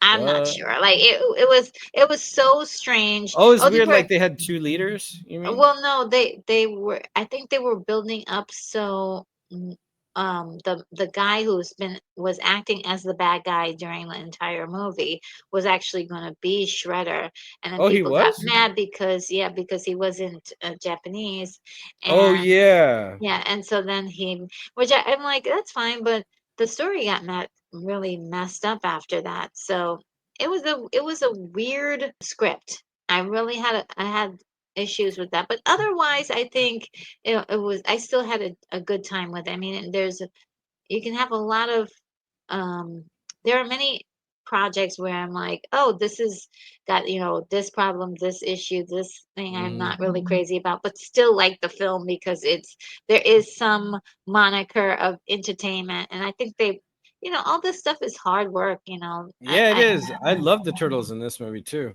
The look is yeah. weird. I didn't like April so much, but the action was great. The story was decent, and we got to see Splinter throw down. Yeah, He handled he did. himself He well. did. He He fought pretty well. That was good. And did. Shredder was a menace, actually. Yeah, I and mean, Shredder I was, think they just gave the characters too much gear to wear, including Shredder. yeah. But that was just like, I guess that's just the style of the producer. Yeah, they were trying to go hard with the turtles, you know what I mean? A And little too hard, but yeah, a little too I over. enjoyed this one. Yeah. Donatello, right? Mm, Um, well, I didn't like this his was stuff. so hard for me to get. I mean, I liked him as a character in this, but there Same. was something He's my like, favorite turtle. why do we need all this tech stuff on him? Yeah, look at that. Can he move? He looks like a Ghostbuster and a radio and a surveillance Yeah. monitor and a Wi-Fi tower with a moving stick. That's a lot going on. Yeah, and I felt this elevator scene was definitely homage to Ghostbusters as well, because Mm-hmm. there is that one little scene. Liz Um, chilling in the elevator going up. yeah, and what a great. I think if they didn't post that scene as sort of a teaser, a lot of people wouldn't have gone to see this movie. Yeah. That I think that sold a lot of people to the idea, like, oh, they're fun. They look like they're like gonna come get you. If you said that this was like the Foot Clan, I would have been like, oh, okay, yeah, they look pretty fierce. It's so interesting that they would choose to go this route. But second movie, did you see the second movie? I don't think I have Yeah. for that They now. fixed up their looks a little bit better. Their heads weren't as tiny, their bodies weren't as big. Yeah. Second movie was fun. It wasn't bad. I didn't mind it. Okay, I have to I see like that this one one. more between the two Oh, because yeah, the other one, Casey Jones, I didn't like. oh, okay, yeah. I heard a lot of people complain about not Yeah, he was like a liking cop that. instead, and he had the mask on for like 2 seconds. Well, you can't cover up that beautiful face now. Go on. Yes, you can. At But least yeah, half the time. Come on, men are yeah, watching too. yeah. But look, I mean, I'm sure they're probably going to be working on another reboot of Turtles anytime soon. I know Well, to there's be so many fair, iterations of the yeah, to be fair, Turtles. turtles are kind of like Superman. No, more like Batman because there's so many iterations, as you say. Hmm. Because we had Hmm. the original satirical noir comics, then we had the cartoon version, then the third version, the movie version, then the CGI version, which was TMNT, supposedly Turtles 4. Yeah, yeah, That was yeah. I another remember those. version. I Then couldn't you get had into another them. series. Then you had the 2000 series. Then you had a new series. Then you had this series. Then you had like Turtles have had so many reboots. Like Mm. someone's gonna be happy with something. Don't worry. Pick one, And anyone. and at some point, each turtle's gonna date April. I don't know. Eek! Ay, ay, ay. Ay ay ay, indeed. Ay, ay, ay. Well, oh my goodness, this was so much fun. This I had. movie, I can talk turtles forever. This is great. yeah. I mean, well, anything else on your mind about the turtles that strike you? The thing is, I'm excited for the future because I Mm, hear they might do the story of the last Ronin, where they'll bring April, the actress for April in the '90s, back to this one because it's in the future and they're older. I'm excited for that. The yeah. recent movie I think did well, the New Mutations, so they might do more of that.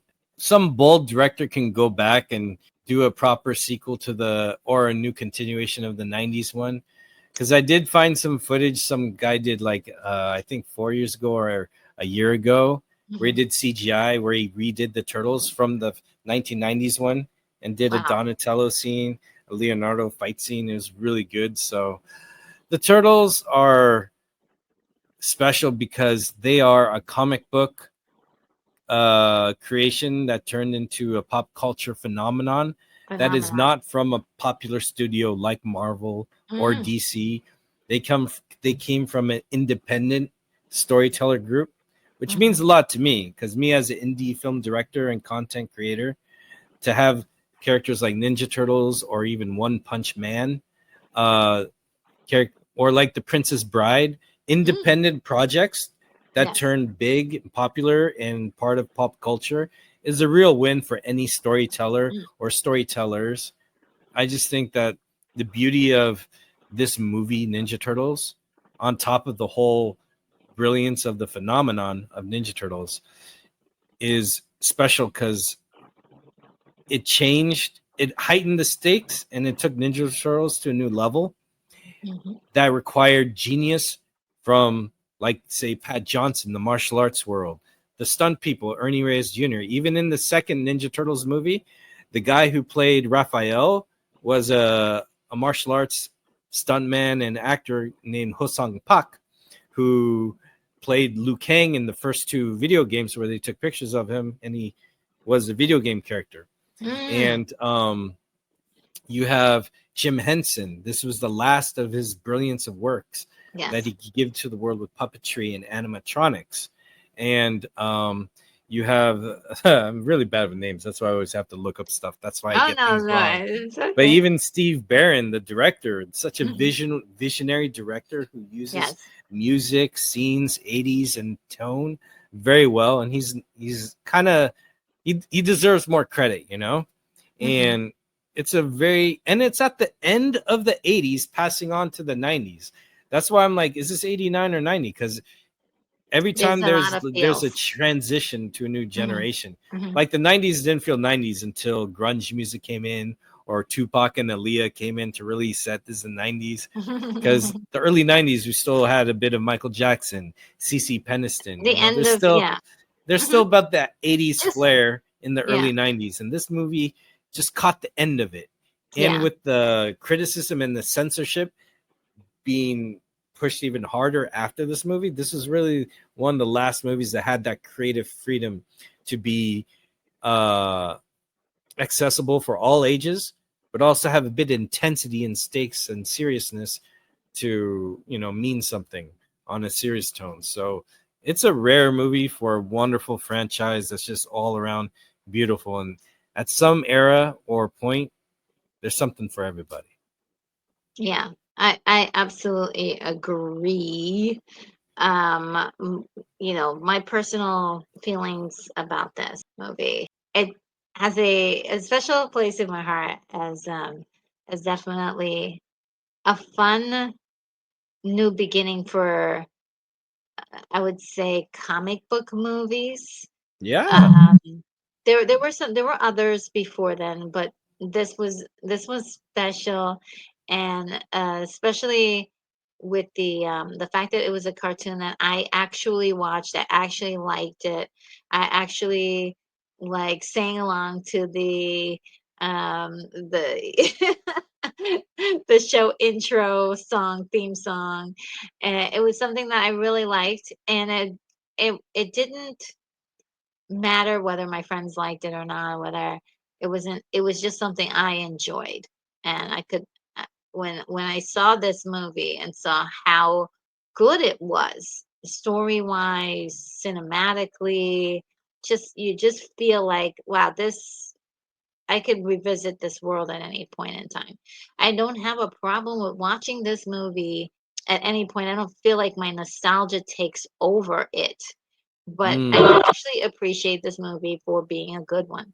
And this isn't a guilty pleasure.